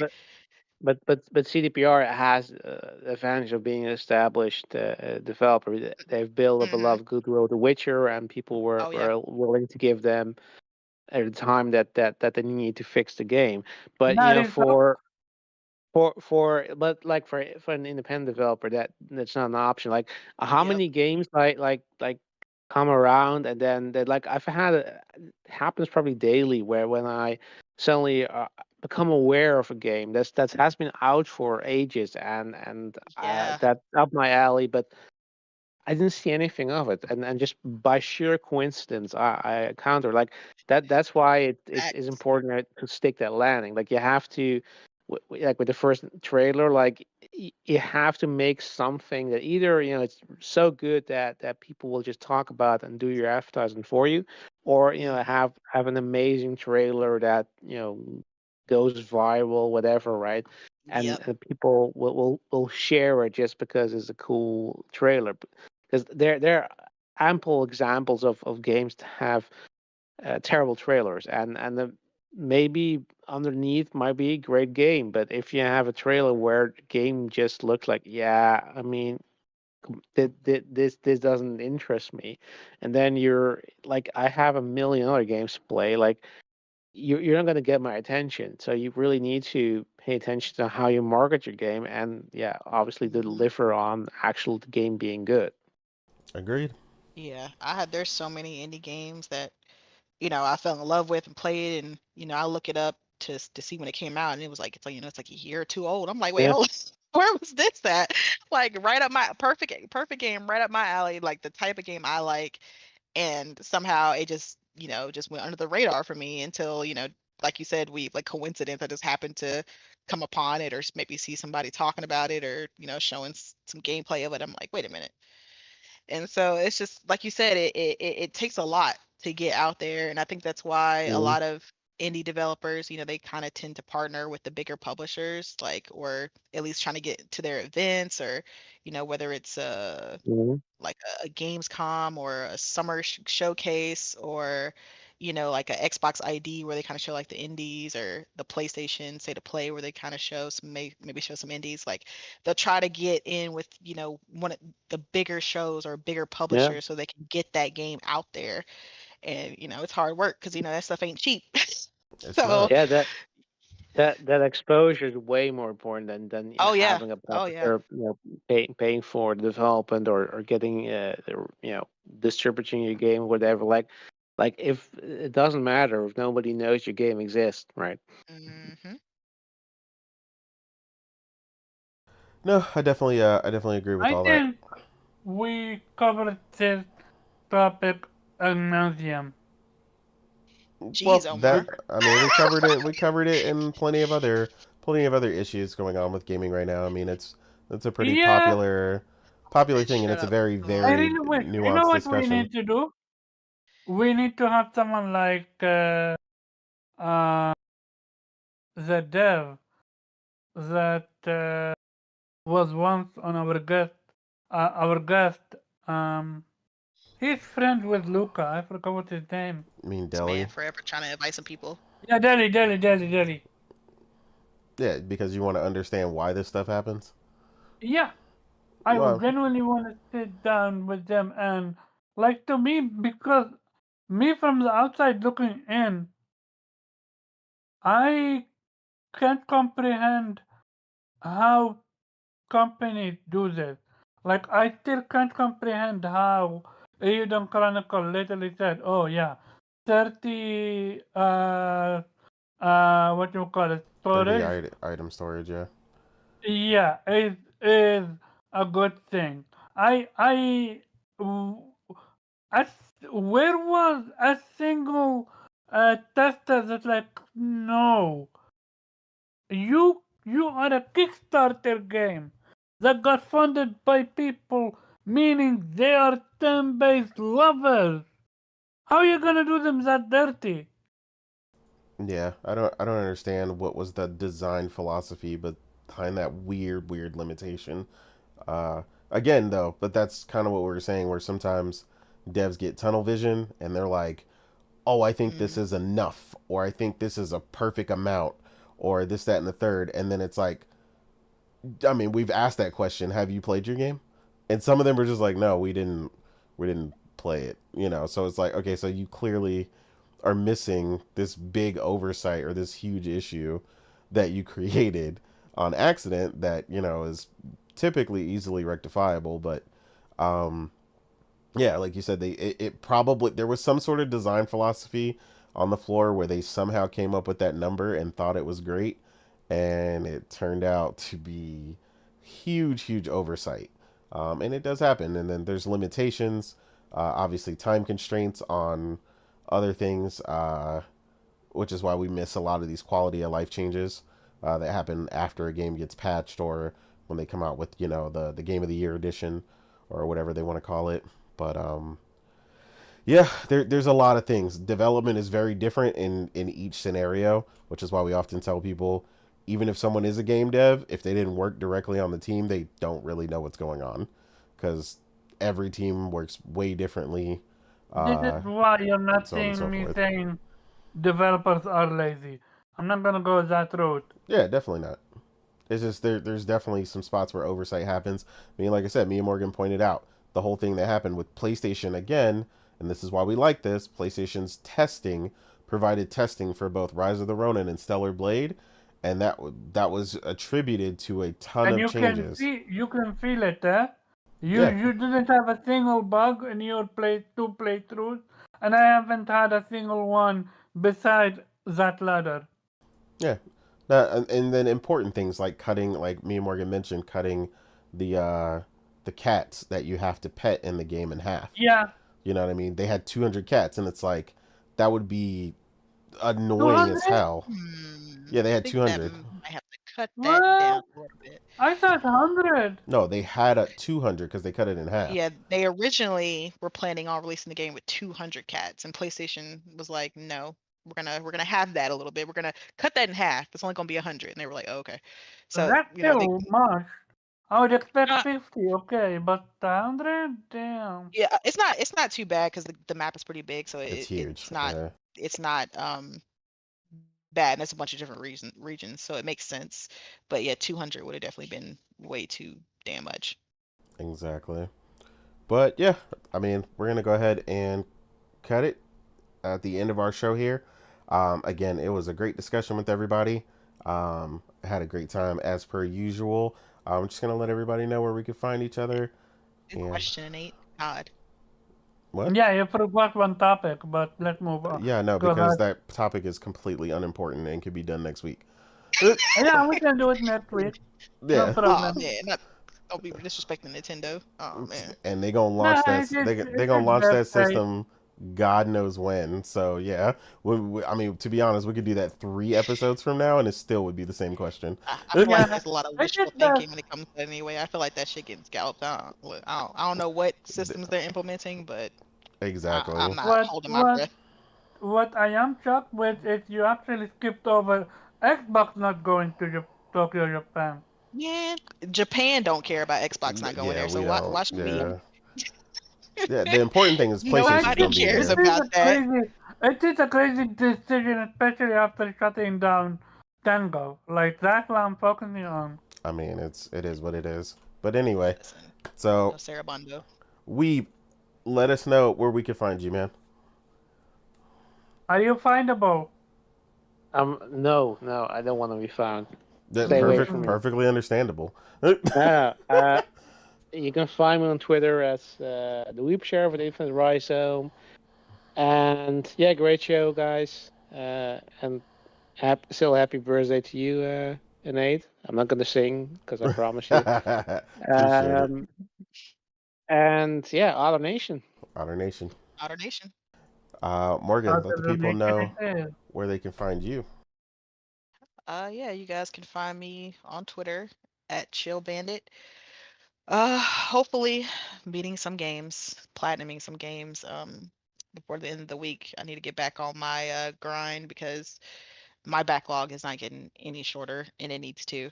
So hopefully we'll be getting some games off the checklist. And also, yes, happy birthday again to you and Nate. You know, he's 83, y'all. He's an old man now. I'm getting him ready to sign up for that AARP to get his, his senior benefits. So Oh man. yeah.